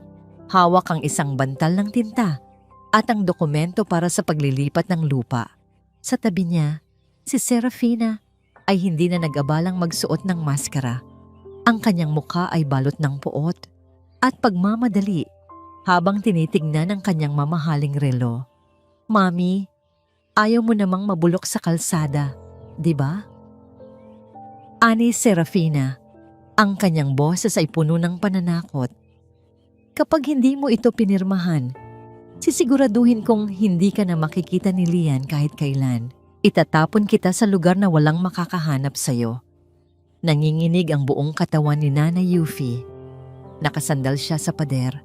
Pilit na itinatago ang kanyang mga kamay sa ilalim ng lumang kumot. "Hindi ko maibibigay ang lupang iyon. Iyan na lang ang alaala ng asawa ko para kay Lian, para sa magiging apo ko." "Apo, sa tingin mo ba magkakaanak ako para lang may magmana ng lupang amoy kalabaw?" Humalakhak si Doña Carmela, isang tunog na puno ng pandidiri. "Utang na loob mo sa amin ang yaman ng anak mo ngayon. Kung hindi dahil sa ganda at koneksyon ng anak ko, isang hamak na tagatahi ka pa rin sa tondo." Sa labas ng pinto, sa madilim na sulok ng pasilyo, nakatayo si Lian. Hawak niya ang kanyang cellphone, lihim na kinukunan ng video ang bawat segundo ng kalupitang nagaganap. Ang bawat salita ng kanyang biyenan ay tila bako-bakong pako na ibinabaon sa kanyang puso. Ang kanyang mga kamao ay nakakuyom ng ganoon na lamang kahigpit hanggang sa ang kanyang mga kuko ay bumaon sa kanyang balat. Nag-iiwan ng mga pulang marka ng hapis at puot. Biglang nawalan ng pasensya si Serafina. Humakbang siya nang mabilis at marahas na hinablot ang kanang kamay ni Nanay Yuffie. Isang matalas na tunog ng pagdapo ng palad sa balat ang umalingaw-ngaw sa apat na sulok ng silid. Ang sampal ni Serafina ay ganoon na lamang kalakas, kaya napalingon ang mukha ng matanda sa gilid. Isang matingkad na pulang marka ng 5 daliri ang mabilis na gumuhit sa kulubot na pisngi ng matanda. Dahil sa lakas ng pagkakasampal, nawalan ng balanse si Nanay Yuffie at bahagyang tumama ang kanyang ulo sa gilid ng kahoy na kama. Hindi siya dumaing. Ang tanging maririnig sa silid ay ang mabigat na paghinga ni Serafina at ang mahinang paghikbi ng matanda na tila isang kandilang unti-unting nauupos. Iyan ang napapala ng matitigas ang ulo. Magmula ngayon, wala ka ng karapatang humindi sa akin. Rinitas ni Serafina habang hinihingal sa galit. Pirma o kamatayan, pumili ka. Sa likod ng pinto, ang mga mata ni Lian ay nagliliyab sa puot na halos hindi na niya makontrol. Ang bawat patak ng luha ng kanyang ina ay tila kumukulong asero na ibinubuhos sa kanyang kaluluwa. Naramdaman niya ang panginginig ng kanyang sariling mga kamay, hindi dahil sa takot, kundi dahil sa matinding pagnanais na tapusin ang lahat ng ito sa isang iglap. Ngunit naalala niya ang mukha ni Risa at ang kanilang pinagkasunduan. Ang hustisya ay hindi nakukuha sa bugso ng damdamin. Ito ay niluluto sa apoy ng pasensya. Huminga ng malalim si Lian, pinilit na pakalmahin ang pintig ng kanyang puso at dahan-dahang pinihit ang hawakan ng pinto. Anong nangyayari dito? Ang kanyang tinig ay malamig, walang emosyon, tila isang estrangherong nagtatanong sa gitna ng daan. Agad na nagbago ang anyo ni Serafina. Mabilis niyang itinago ang kanyang kamay sa likuran at pilit na ngumiti, kahit na ang kanyang mga mata ay nananatiling nanlilisik. "Babe, kanina ka pa ba dyan?" Mabilis na tanong ni Serafina. Pilit na pinatatamis ang boses. "Wala ito. Inaayos lang namin ang mga gamit ni Mommy para sa gala mamaya. Medyo naging emosyonal lang siya, babe. Alam mo naman ang kondisyon ni Mommy, kung ano-anong nakikita at nararamdaman." Pagpapatuloy ni Serafina, habang ang kanyang mga daliri ay pilit na inaayos ang nagulong buhok ni Nanay Yuffie nang may panginginig ng panggigigil. Tinitigan ni Lian ang pisngi ng kanyang ina. Ang bakas ng karahasan ay tila nagliliyab na uling sa kanyang paningin. Ang bawat pintig ng kanyang puso ay tila isang tambol na nagbabanta ng digmaan, ngunit ang kanyang mukha ay nanatiling parang estatwang gawa sa bato. Lumapit siya ng dahan-dahan. Ang amoy ng mamahaling pabango ni Serafina ay tila laso na sumusuffocate sa kanya, habang ang amoy ng luya at paghihirap mula sa kanyang ina ay tila isang tinig na humihingi ng saklolo. Inangat ni Lian ang kanyang kamay. Akala ni Serafina ay hahaplusin siya nito. Ngunit dumaan ang mga daliri ni Lian sa tapat ng namumulang pisngi ni Nanay Yuffie. Isang munting haplos na puno ng libu-libong hingi ng tawad. "Bakit mapula ang pisngi ni Nanay Sef?" tanong ni Lian. Ang kanyang boses ay mahinahon, ngunit ang lamig nito ay sapat na upang magpatahimik sa buong silid. "Ah, iyon ba?" Tumama siya sa gilid ng kama. "Di ba, Mami?" Mabilis na sagot ni Serafina, sabay kurot ng palihim sa braso ng matanda. "Sabi ko naman sa'yo, ulyanin na talaga siya. Hindi na niya kontrolado ang bawat galaw niya." Tumingin si Nanay Yuffie sa kanyang anak. Nakita ni Lian ang panginginig ng mga labi nito. Ang mga matang dati ay puno ng liwanag at pag-asa. Ngayon ay tila 2 tuyong balon na wala nang mailabas na luha. "Hindi masakit, anak. Huwag kang mag-alala. Tama si Sefe. Lampa na ang nanay mo." Mahinang sambit ng matanda. Ang bawat salita ay tila isang punyal na itinarak sa dibdib ni Lian. Ang pagsisinungaling ng kanyang ina upang protektahan siya ay ang pinakamasakit na uri ng pagmamahal na naranasan niya. Ipinikit ni Lian ang kanyang mga mata ng sandali upang pigilan ang nagbabadyang pagsabog ng kanyang emosyon. Dinampot niya ang dokumento sa ibabaw ng kama, ang special power of attorney na kanina pa ipinipilit ng 2 babae. Ako na ang bahala rito, Seth. Ibigay mo na sa akin ang ballpen, sabi ni Lian. Nagkatinginan sina Serafina at Doña Carmela. Ang kanilang mga mata ay nagningning sa katuwaan. Talaga, babe? Pipirmahan mo na. Gagawin natin ang nararapat. Mamaya sa charity gala, sagot ni Lian habang tinititigan ng papel. Gusto ko, sa harap ng lahat, malaman nila kung gaano kayo kabait kay nanay. Isang anonsyong hindi nila makakalimutan. Humalakhak si Doña Carmela, isang tunog na puno ng tagumpay at kasakiman. Iyan ang gusto ko sa iyo, Lian. Alam mo kung kailan dapat unahin ang negosyo at ang katahimikan ng pamilya. O siya, mag-ayos na kayo. Seth, isuot mo na ang iyong pinakamahalagang alahas.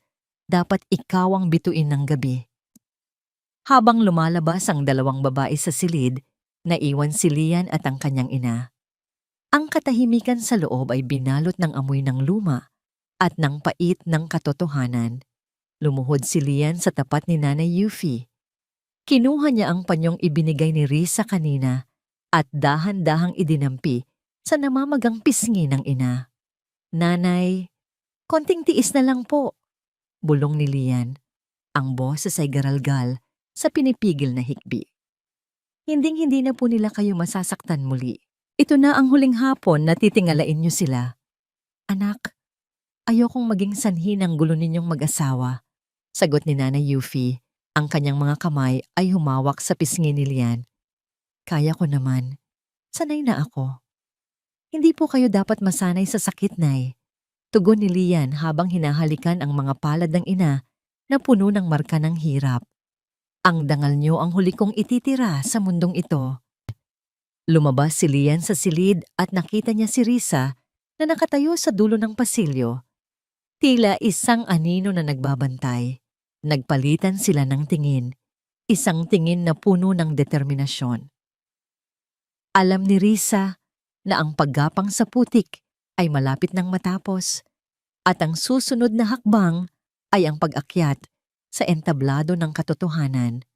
Pagsapit ng gabi, ang mansyon ay nabalot ng ingay ng paghahanda. Ang bawat hakbang, ang bawat tunog ng pagsasara ng pinto ng sasakyan, at ang bawat bulong ay tila mga hudyat ng isang dambuhalang sakuna. Nakasuot si Serafina ng isang mahabang itim na traje de noche na kumikislap sa ilalim ng mga ilaw.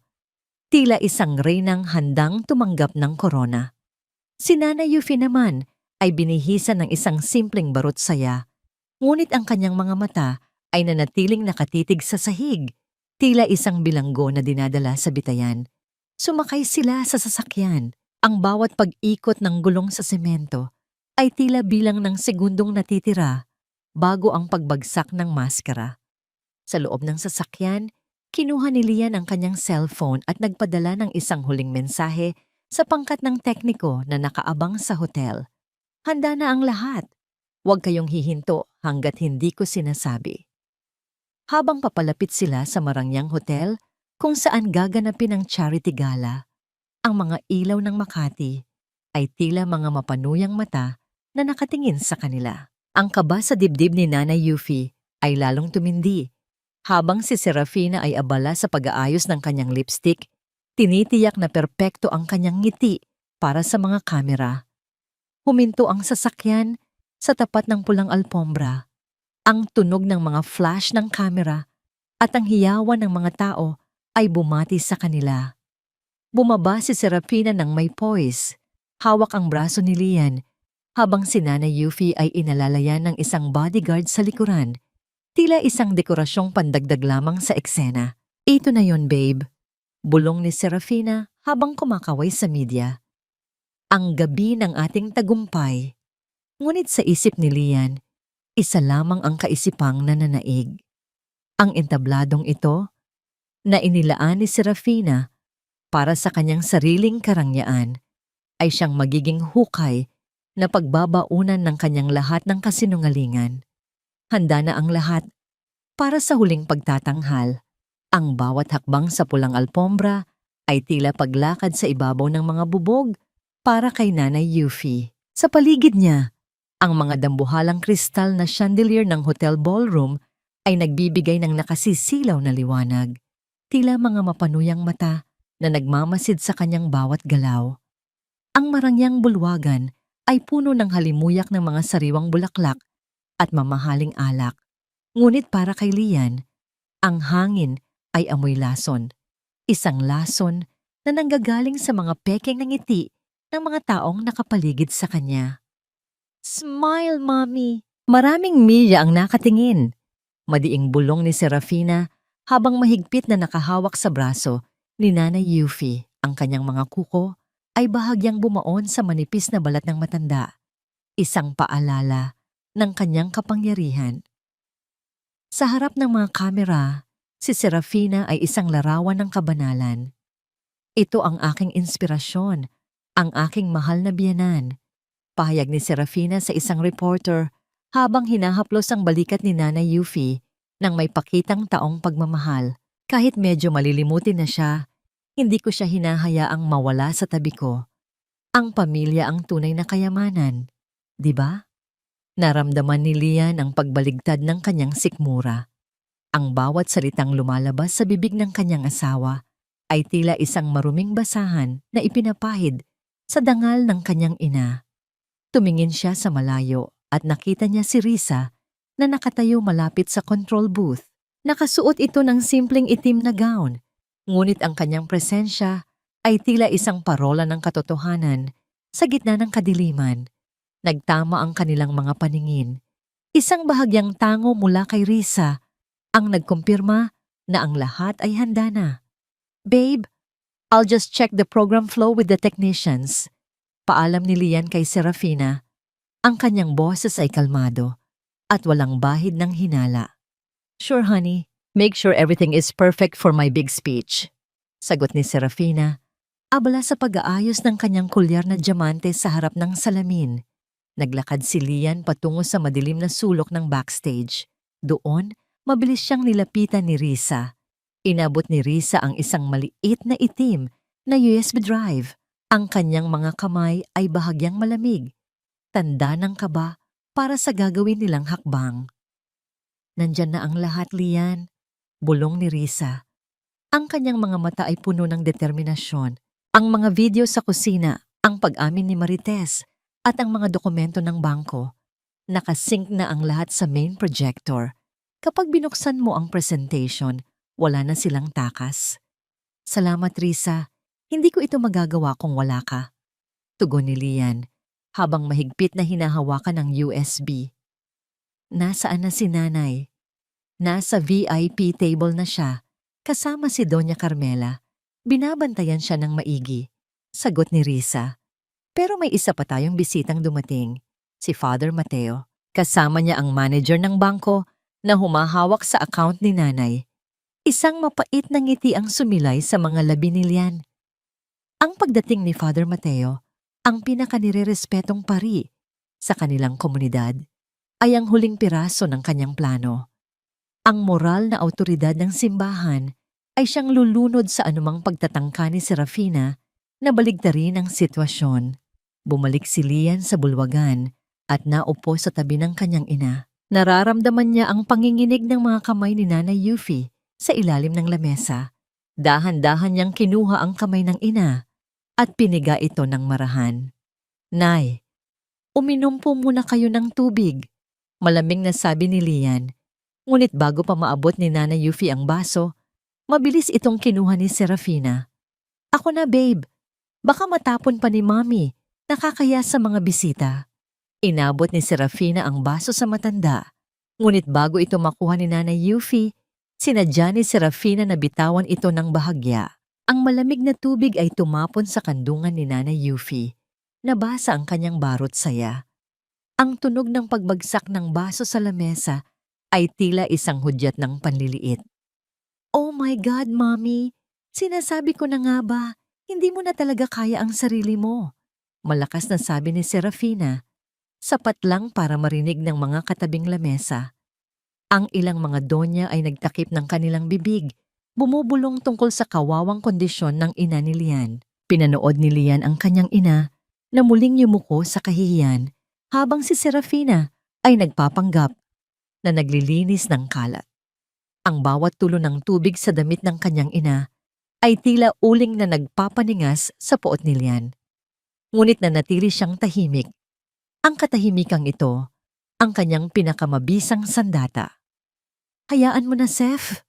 Mag-uumpisa na ang programa," sabi ni Lian habang nakatitig sa entablado.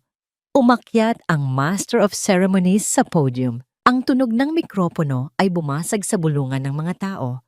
"Ladies and gentlemen, welcome to the Serafina Foundation Charity Gala for the Elderly." At bago natin simulan ang gabi, tawagin natin ang babaeng may pinakamalaking puso, ang ating host, Mrs. Serafina Monteclaro. Tumayo si Serafina ng may poise. Ang kanyang itim na gown ay tila kumikinang sa ilalim ng mga spotlight. Naglakad siya patungo sa entablado, sa gitna ng masigabong palakpakan. Sa kanyang pagdaan, lumingon siya kay Lian at kinindatan ito. Isang kindat ng tagumpay.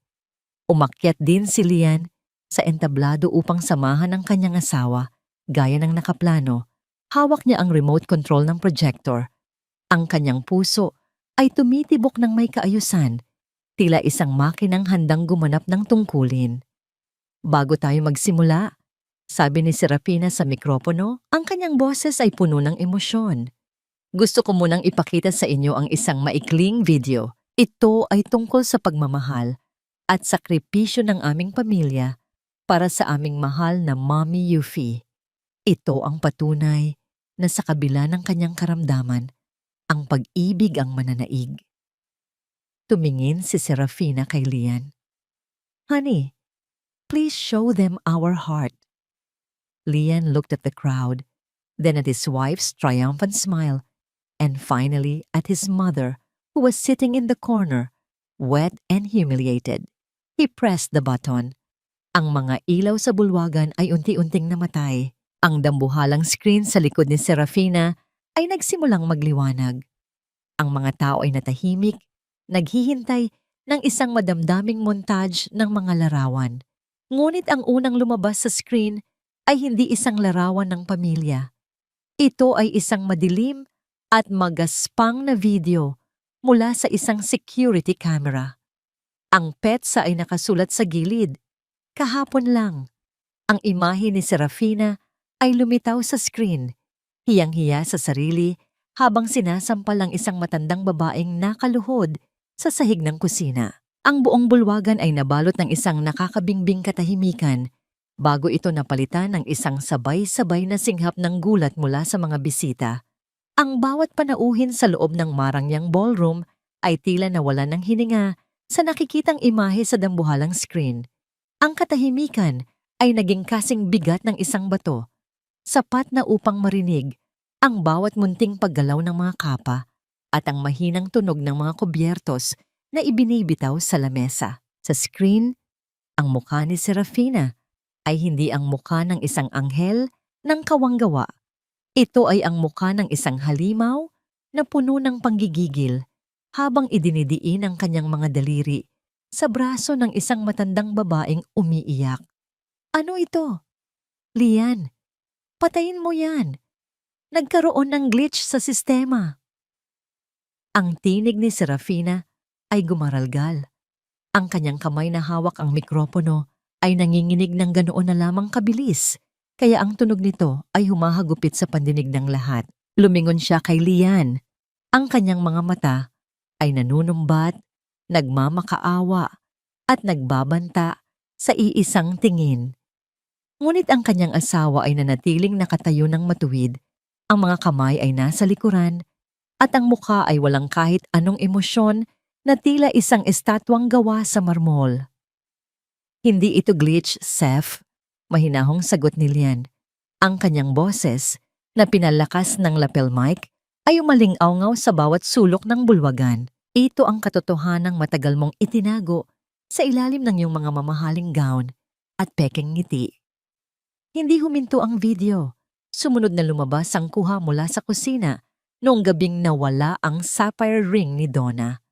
Malinaw na nakita ng lahat kung paano kinuha ni Serafina ang sariling singsing ng kaibigan at sadyang isiningit ito sa ilalim ng sofa bago pa man niya tawagin at hiyain si Nanay Yuffie sa harap ng kanyang mga amigas. Ang mga bulungan ay nagsimulang lumakas, tila isang papalapit na bagyo. Ang mga dating tagahanga ni Serafina, ang mga donyang nakikipag-unahan sa paghalik sa kanyang pisngi kanina, ay ngayon ay naglalayo ng kanilang mga upuan. Ang kanilang mga mata ay puno ng pagkabigla at pandidiri. Lian, itigil mo na ito. Napapahiya na tayo. Sigaw ni Doña Carmela. Mula sa VIP table, tumayo ang matandang babae.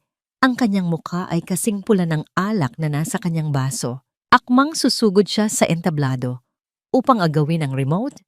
Ngunit hinarangan siya ng 2 security guard na sadyang inutusan ni Lian. Maupo po kayo, Doña Carmela. Malamig na utos ni Lian. Kararating pa lang natin sa pinakamahalagang bahagi ng hapunan. Biglang nagbago ang imahe sa screen. Lumabas ang mga dokumentong nakuha ni Risa, ang draft ng medical certificate na nagdedeklarang baliw si Nanay Yuffie at ang mga bank statement na nagpapakita ng sunod-sunod na malalaking withdrawal mula sa kakarampot na ipon ng matanda.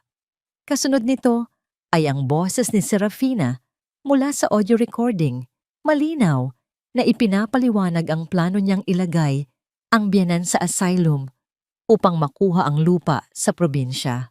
Napahawak si Serafina sa kanyang ulo. Ang kanyang perpektong ayos ng buhok ay nagsimulang magulo.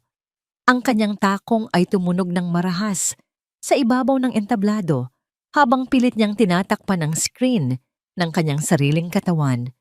Ngunit ang katotohanan ay masyadong malaki para itago. Sinungaling kayo. Fake ang mga yan. Gawa-gawa lang yan ni Lian. Dahil gusto niyang makipaghiwalay sa akin. Hiyaw ni Serafina sa mikropono. Ang kanyang boses ay tila isang nasirang plaka. Sa gitna ng kaguluhan, isang matandang lalaking nakasuot ng itim na sutana ang dahan-dahang tumayo mula sa kanyang upuan, si Father Mateo. Ang kanyang presensya ay nagdulot ng isang kakaibang katahimikan sa paligid. Ang bawat hakbang niya patungo sa entablado ay tila may dalang bigat ng moralidad. Kasunod niya ang isang lalaking naka-Amerikana, ang manager ng bangko. Serafina, anak, panimula ni Father Mateo. Ang kanyang boses ay malumanay ngunit puno ng awtoridad. Ang katotohanan ay hindi kailanman nagbibigay ng glitch. Ang kasalanan ay maaari mong itago sa dilim, ngunit ang Diyos ang magdadala nito sa liwanag. Nakita ko ang lahat, narinig ko ang lahat. Pati na rin ang mga illegal na transaksyon sa account ni Ginang Euphrasia Monteclaro, dagdag ng bank manager. Ang lahat ng pirma sa mga withdrawal ay napatunayang ginaya lamang. Nabitawan ni Serafina ang mikropono.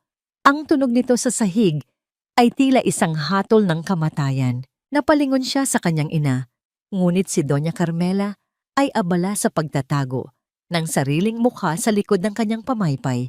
Tila itinatatwa ang sariling anak upang maisalba ang sariling dangal.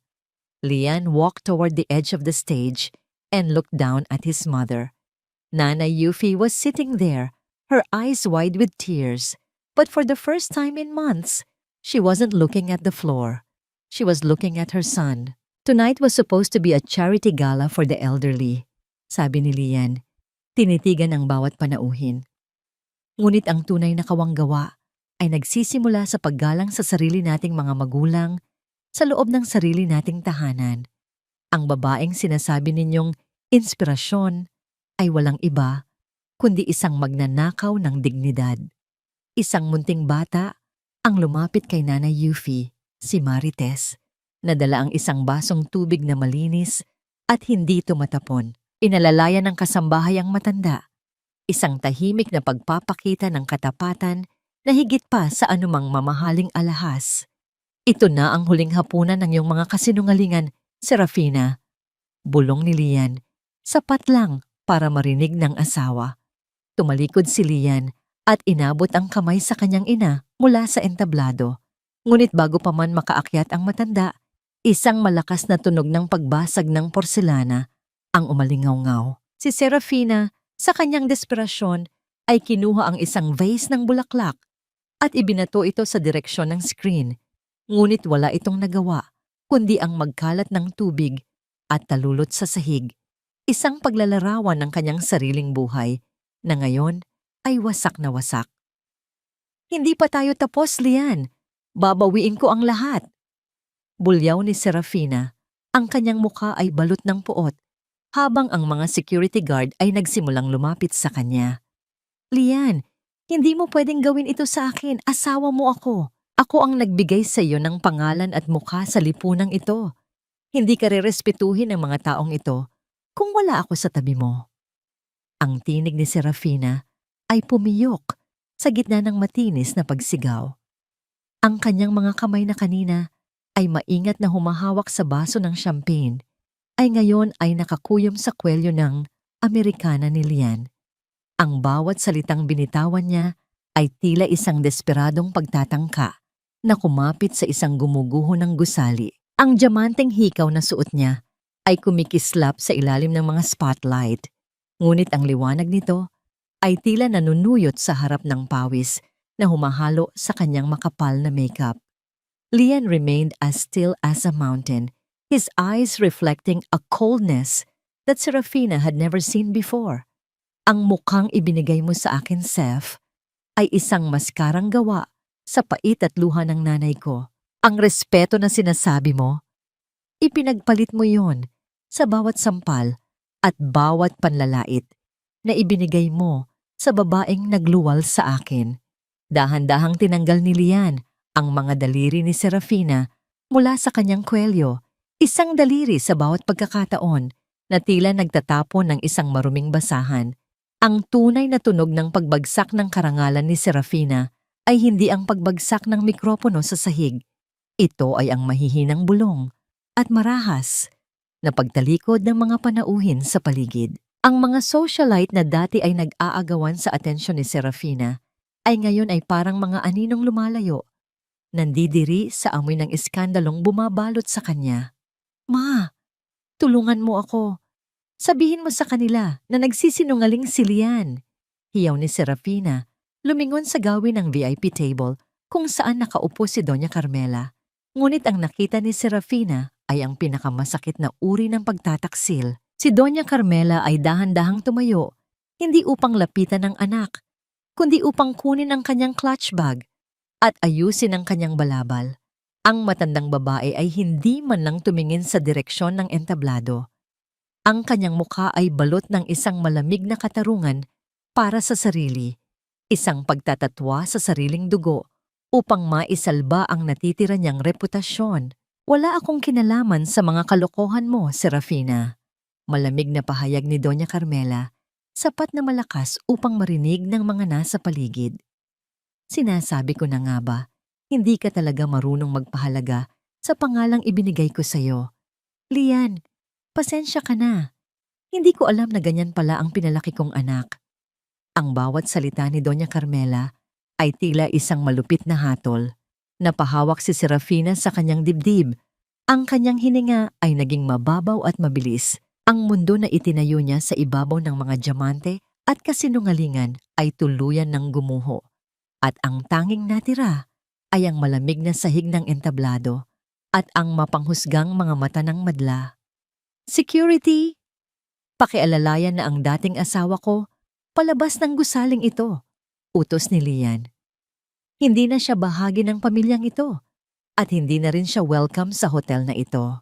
Dalawang malalaking lalaki na nakasuot ng itim na uniforme ang lumapit kay Serafina. Ang bawat hakbang ng mga ito sa ibabaw ng makintab na sahig ay tila tunog ng isang saradong pinto. Akmang hahawakan nila si Serafina sa braso, ngunit marahas itong kumawala. "Huwag niyo akong hawakan. Kaya kong maglakad ng mag-isa." Bulyaw ni Serafina, ngunit ang kanyang mga binti ay gumaralgal sa panghihina. Habang naglalakad siya pababa ng entablado, ang kanyang mahabang gown ay sumasayad sa sahig. Kumukuha ng mga alikabok at kalat, isang simbolo ng kanyang maruming kinabukasan. Ang bawat hakbang ni Serafina patungo sa pinto ay sinabayan ng mga bulungan. Magnanakaw, walang pusong manugang, demonya. Ang mga salitang ito ay tila mga latigo na humahagupit sa kanyang likuran. Nang makarating siya sa may tarangkahan ng ballroom, lumingon siya sa huling pagkakataon. Nakita niya si Lian na nakaluhod sa tapat ng upuan ni Nanay Yuffie. Hinahalikan ang kamay ng matanda, habang si Risa ay nakatayo sa likuran nila. May hawak na baso ng tubig at isang banayad na ngiti. Ang tanawing iyon, ang pamilyang dati ay kontrolado niya, na ngayon ay malaya na sa kanyang mga kuko. Ang huling pako sa kanyang hukay. Lumabas si Serafina sa lobby ng hotel. Ang malamig na hangin ng gabi sa Makati ay humampas sa kanyang mukha, ngunit hindi ito sapat upang palamigin ang apoy ng kahihiyang nananalatay sa kanyang mga ugat. Sa labas, ang ulan ay nagsimulang pumatak, malalaki at mabibigat na butil na agad na bumasa sa kanyang mamahaling trahe de noche. Walang sasakyang naghihintay sa kanya. Ang driver na dati ay sumusunod sa bawat utos niya ay ngayon ay wala na sa paningin dahil ang lahat ng susi ay binawi na ni Lian. Nakatayo si Serafina sa gilid ng kalsada, basang-basa, habang ang mga diamanteng hikaw niya ay tila nagluluksa. Ang mga sasakyang dumadaan ay nagwiwisik ng maruming tubig mula sa kalsada patungo sa kanyang damit. Ang reyna ng gabi ay naging isang basang sisiw sa isang iglap. Samantala, sa loob ng ballroom, ang atmosfera ay unti-unting gumaan. Si Father Mateo ay lumapit kay Nanay Yuffie at itinuon ang kanyang kamay sa ulo ng matanda para sa isang munting bendisyon. Ang mga luha ni Nanay Yuffie ay hindi na luha ng pait, kundi luha ng isang inang sa wakas ay naramdaman ang proteksyon ng kanyang anak. Nay, tapos na po, bulong ni Lian, habang nakasandal ang kanyang noo sa kamay ng ina. Wala na pong sasakit sa inyo. Ngunit sa gitna ng katahimikan at ng pag-alis ni Serafina, isang maliit na detalye ang hindi napansin ng lahat. Ang manager ng bangko ay lumapit kay Lian at bumulong ng may pag-aalala. Mr. Monteclaro, tungkol sa account ng inyong ina, may nakita kaming isang huling transaksyon na ginawa isang oras bago ang gala. Hindi ito withdrawal. Kumunot ang noo ni Lian. Anong ibig mong sabihin? May naglipat ng lahat ng natitirang pondo sa isang hindi kilalang offshore account, sabi ng manager. At ang authorization? Tila nanggaling sa loob mismo ng inyong opisina sa bahay. Lian felt a sudden chill that had nothing to do with the air conditioning. He looked at the door where Serafina had just been escorted out. Did she have one last trick up her sleeve, or was there someone else working in the shadows? Ang ulan sa labas ng hotel ay tila mga luhang nagmumula sa puot ng langit, mabibigat at walang itinatangi. Ang bawat patak nito ay humahampas sa mga salaming bintana ng marangyang lobby, lumilikha ng isang malungkot na ritmo na sumasabay sa pintig ng puso ni Lian. Sa gitna ng bulwagan, ang mga huling panauhin ay nagsisimula na ring lumisan. Iniwan ang isang espasyong dati ay puno ng kislap, ngunit ngayon ay balot na ng amoy ng nabulgar na kasinungalingan. Mr. Monteclaro, tungkol sa transaksyon, ang boses ng bank manager ay muling pumutol sa malalim na pag-iisip ni Lian. Sino ang nag-utos nito? Matigas na tanong ni Lian. Ang kanyang paningin ay nakatuon sa pintuan kung saan huling nakita si Serafina. Isang digital authorization na galing sa inyong personal na computer sa bahay, sir. Pero ang tumanggap ng pondo ay ang Alcaraz Holdings, ang kumpanya ng inyong biyenan. Paliwanag ng manager. Isang mapait na tawa ang kumawala sa dibdib ni Lian. Doon niya naintindihan ng lahat. Hindi lang pala si Nanay Yuffie ang biktima rito. Maging si Serafina ay ginamit lamang ng sarili nitong ina.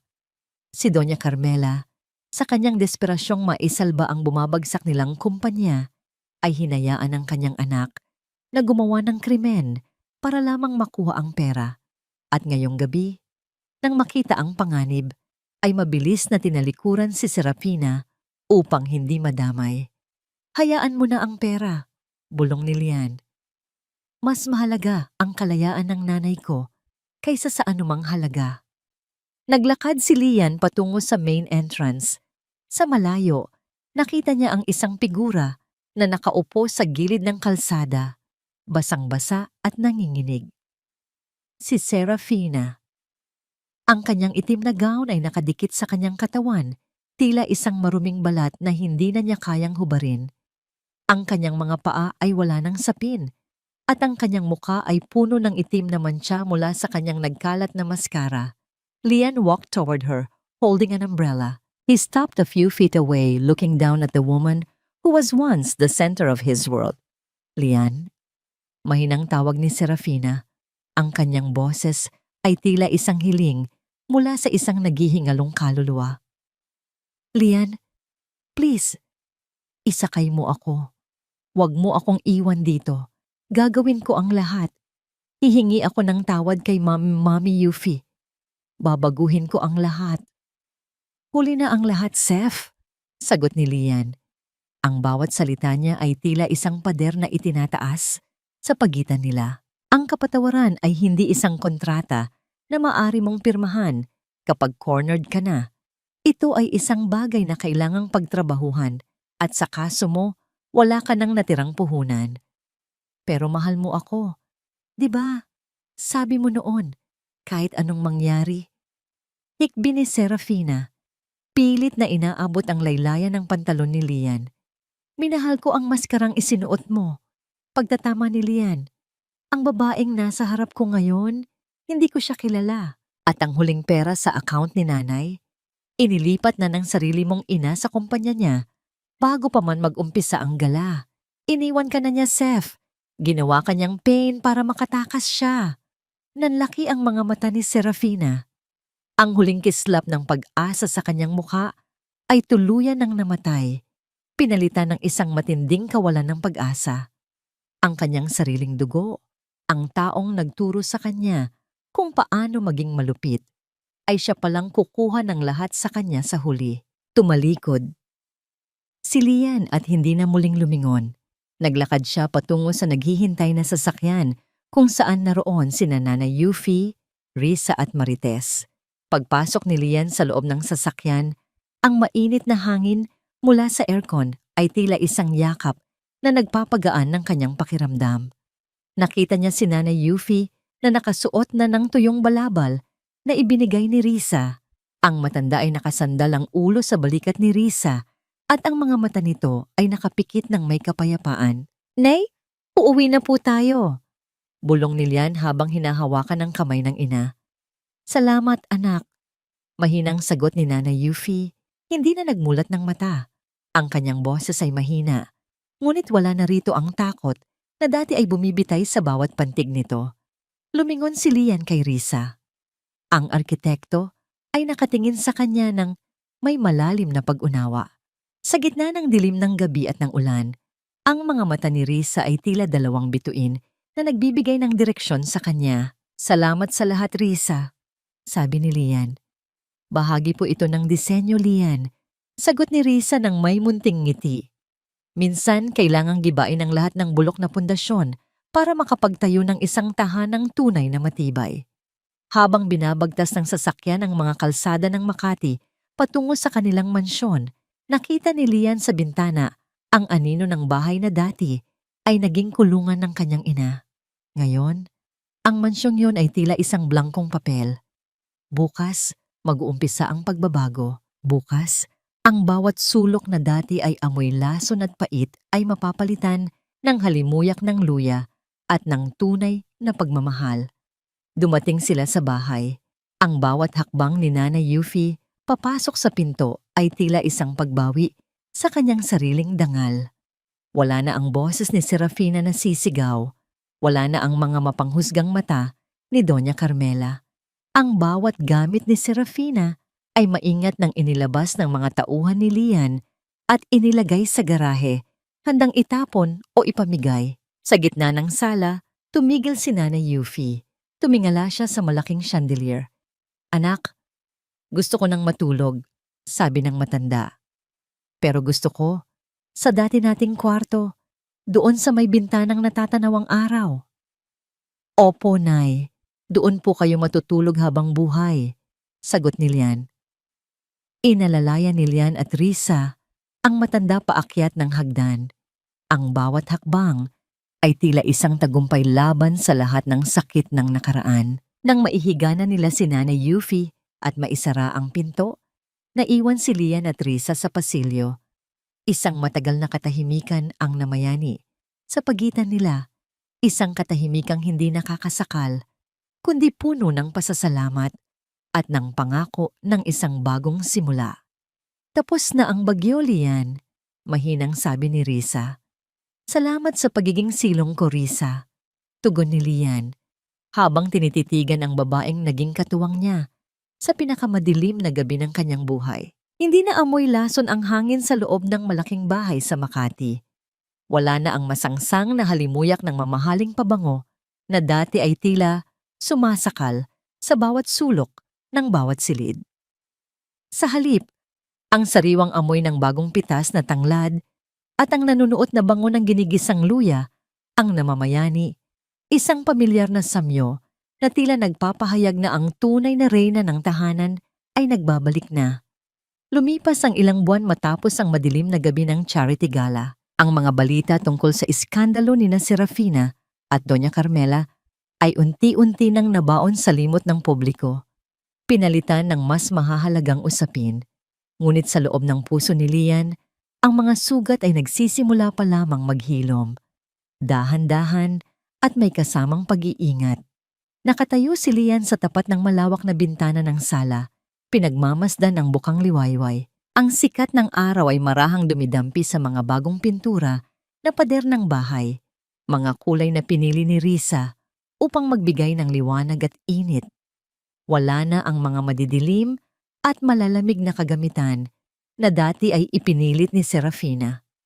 Ang bawat muebles ngayon ay gawa sa kahoy, matibay at may dalang buhay. Hon, ay Sir Lian pala. Sorry po, bati ni Marites. Habang naglalakad, bitbit ang isang tray ng mainit na kape. May suot siyang bagong uniforme, hindi na ang luma at punit-punit na damit. At ang kanyang muka ay hindi na bakas ang takot. Ayos lang, Marites. Ilang beses ko na bang sinabi sa'yo na huwag mo na akong tawaging Sir sa labas ng trabaho? Bahagi ka na ng pamilyang ito. Nakangiting sagot ni Lian. Salamat po, Sir. Nakahanda na po ang almusal sa bagong kusina. At si Nanay Yuffie. Kanina pa po siya nandoon kasama si Ma'am Risa. Balita ng kasambahay. Naglakad si Lian patungo sa likod ng bahay. Ang dating dirty kitchen na madilim at masikip ay wala na. Sa pamamagitan ng disenyo ni Risa, ang pader na naghihiwalay sa kusina at sa hardin ay binuwag at pinalitan ng mga malalaking salaming pinto. Ngayon, ang sikat ng araw ay malayang nakakapasok, nagbibigay ng liwanag sa bawat galaw ni Nanay Yuffie. Nakita ni Lian ang kanyang ina na nakasuot ng malinis na puting apron. Maingat nitong hinahalo ang isang kaldero ng tinola. Habang si Risa ay nakatayo sa tabi nito, seryosong naglilista ng mga sangkap sa isang maliit na notebook. Dahan-dahan lang ang paglagay ng patis, iha. Dapat ay malasahan mo muna ang tamis ng manok at ang anghang ng luya bago mo dagdagan ng alat, turo ni Nanay Yuffie. Ang kanyang boses ay malinaw, puno ng pasensya at sigla. Opo, Nanay. Ang hirap pala talagang makuha ang timpla nyo. Parang may mahika ang mga kamay nyo. Biro ni Risa, na sinundan ng isang mahinang halakhak ni Nanay Yuffie. Huminto si Lian sa may pintuan. Pinagmamasdan ng dalawang babaeng nagbigay sa kanya ng bagong pag-asa. Ang panginginig ng mga kamay ni Nanay Yuffie ay halos wala na. Ang mga matang dati ay laging nakatingin sa sahig dahil sa hiya. Ngayon ay nagniningning na sa tuwa habang ibinabahagi ang kanyang kaalaman sa pagluluto. Mukhang masarap yan, ah, singit ni Lian habang lumalapit. Anak, gising ka na pala. Halika, tikman mo itong tinola. Ito ang paborito mong luto na may maraming malunggay. Masayang anyaya ng ina. Kumuha si Lian ng kutsara at tinikman ng sabaw. Ang init nito ay gumapang sa kanyang lalamunan patungo sa kanyang dibdib. Tila isang gamot na nagpapagaling sa lahat ng pait ng nakaraan. Ito ang lasa ng bahay, Nay. Ang lasa na matagal kong hinanap. Nagkatinginan sila ni Risa. Ang arkitekto ay nag-iwas ng tingin ng bahagya. Ngunit ang munting na ngiti sa mga labi nito ay sapat na upang malaman ni Lian na pareho sila ng nararamdaman. Ang proyektong ito ay hindi lang tungkol sa pagpapaganda ng bahay. Ito ay tungkol sa pagtatayo muli ng isang pamilyang winasak ng kasakiman. Nang matapos ang almusal, lumabas si Lian at Risa sa garden para pag-usapan ang huling bahagi ng plano. Lian, tungkol doon sa balak mong livelihood center para sa mga kababaihan sa barangay ni Nanay, nakahanda na ang mga permits. Simula ni Risa. Gusto ni Nanay na tawagin itong kusina ng pag-asa. Doon siya magtuturo ng pagluluto at pananahi sa mga nanay na nawalan ng trabaho. Maganda yan, Risa. Gusto kong makita ni Nanay na ang lahat ng paghihirap niya noon ay magiging inspirasyon para sa iba. Sagot ni Lian. At ang tungkol kay Serafina? Mahinahong tanong ni Risa. Huminga ng malalim si Lian. Tumawag ang abogado kahapon. Tapos na ang annulment. Ang kumpanya ng pamilya nila ay tuluyan ng nalugi at kinuha na ng bangko ang lahat ng ari-arian ni Doña Carmela. Balita ko, nasa probinsya sila ngayon, nakatira sa isang maliit na paupahan. Karma na ang bahala sa kanila, Risa. Wala na silang puwang sa buhay namin. Tumingin si Risa sa malayo. Ang pagpapatawad ay hindi para sa kanila. Lian, ito ay para sa atin, para hindi na tayo nakatali sa galit. Alam ko, bulong ni Lian. Dahan-dahan niyang kinuha ang kamay ni Risa. Sa pagkakataong ito, hindi na ito isang aksidente. Hinawakan niya ang kamay nito nang may paninindigan at lalim. Risa, salamat sa hindi mo pagbitaw. Salamat sa pagpapaalala sa akin kung ano ang tunay na halaga ng isang tahanan. Humarap sa kanya si Risa. Ang mga mata nito ay puno ng katapatan. Hindi ako bumitaw dahil nakita ko ang kabutihan mo, Lian. Nakita ko ang isang anak na handang itaya ang lahat para sa kanyang ina. At iyon ang pundasyong gusto kong makasama habang buhay. Sa gitna ng katahimikan ng garden, tanging ang awit ng mga ibon at ang kaluskos ng mga dahon ang maririnig. Isang mahinang hangin ang dumaan, tila humahaplos sa kanilang mga mukha.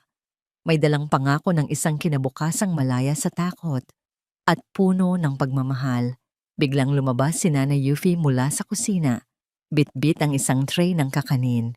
Huminto siya nang makita ang dalawa na magkahawak ang kanyang kamay. Isang matamis na ngiti ang sumilay sa kanyang mga labi. Isang ngiting walang bahid ng pait. Hindi siya nagsalita. Sa halip ay tahimik siyang bumalik sa loob.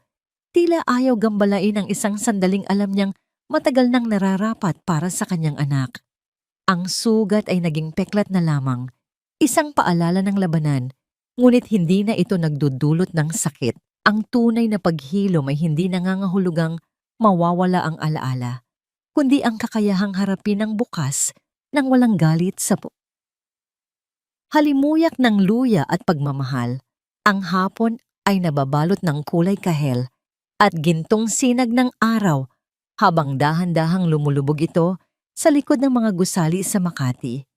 Sa harap ng isang bagong gusali sa barangay, ang kusina ng pag-asa ay nagtipon-tipon ang mga tao. Hindi ito isang marangyang charity gala na puno ng mga diamante at pekeng ngiti. Ito ay isang pagtitipon ng mga nanay na may bitbit na sariling mga baunan, mga batang nagtatakbuhan sa paligid, at ang halimuyak ng sariwang luto na nagmumula sa loob. Sa gitna ng lahat, nakatayo si Nanay Yuffie. Wala na ang takot sa kanyang mga mata. Wala na ang panginginig sa kanyang mga kamay. Nakasuot siya ng isang magandang ternong gawa sa lokal na tela at ang kanyang likod ay tuwid na tila isang reynang. Sa wakas ay nakuha ang kanyang korona.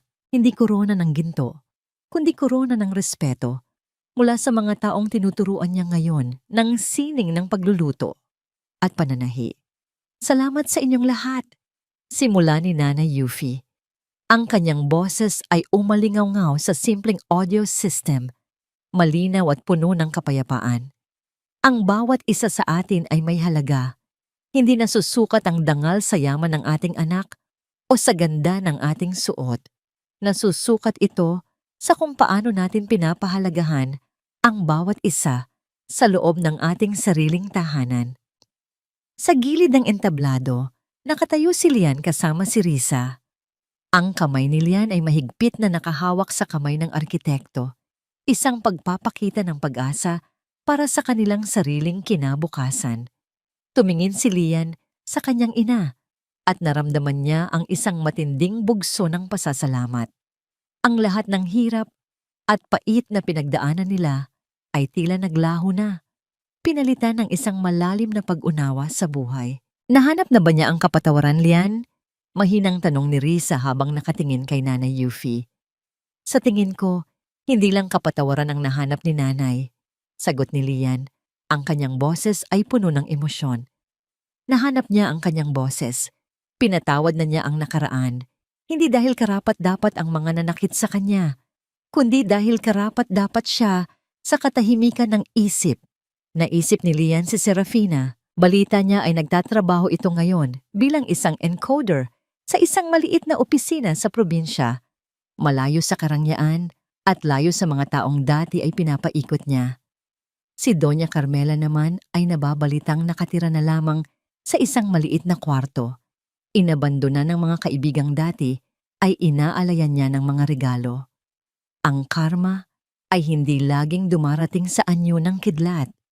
Minsan, ito ay dumarating sa anyo ng katahimikan at ng pag-iisa. Nang matapos ang programa, bumalik ang pamilya sa kanilang mansyon.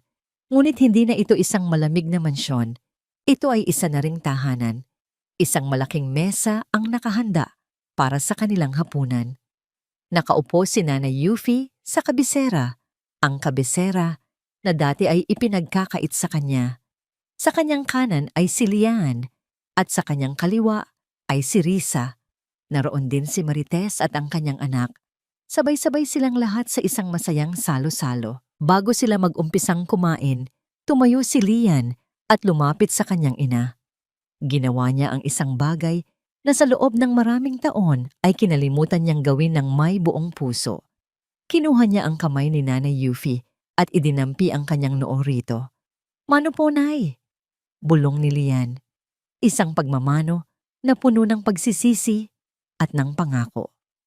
Kaawaan ka ng Diyos, anak, sagot ni Nanay Yuffie habang ang kanyang kabilang kamay ay marahang humahaplos sa buhok ni Lian. Sa hapagkainang yun, habang iniikot ang mangkok ng mainit na tinola, naramdaman ni Lian ang tunay na kahulugan ng tagumpay.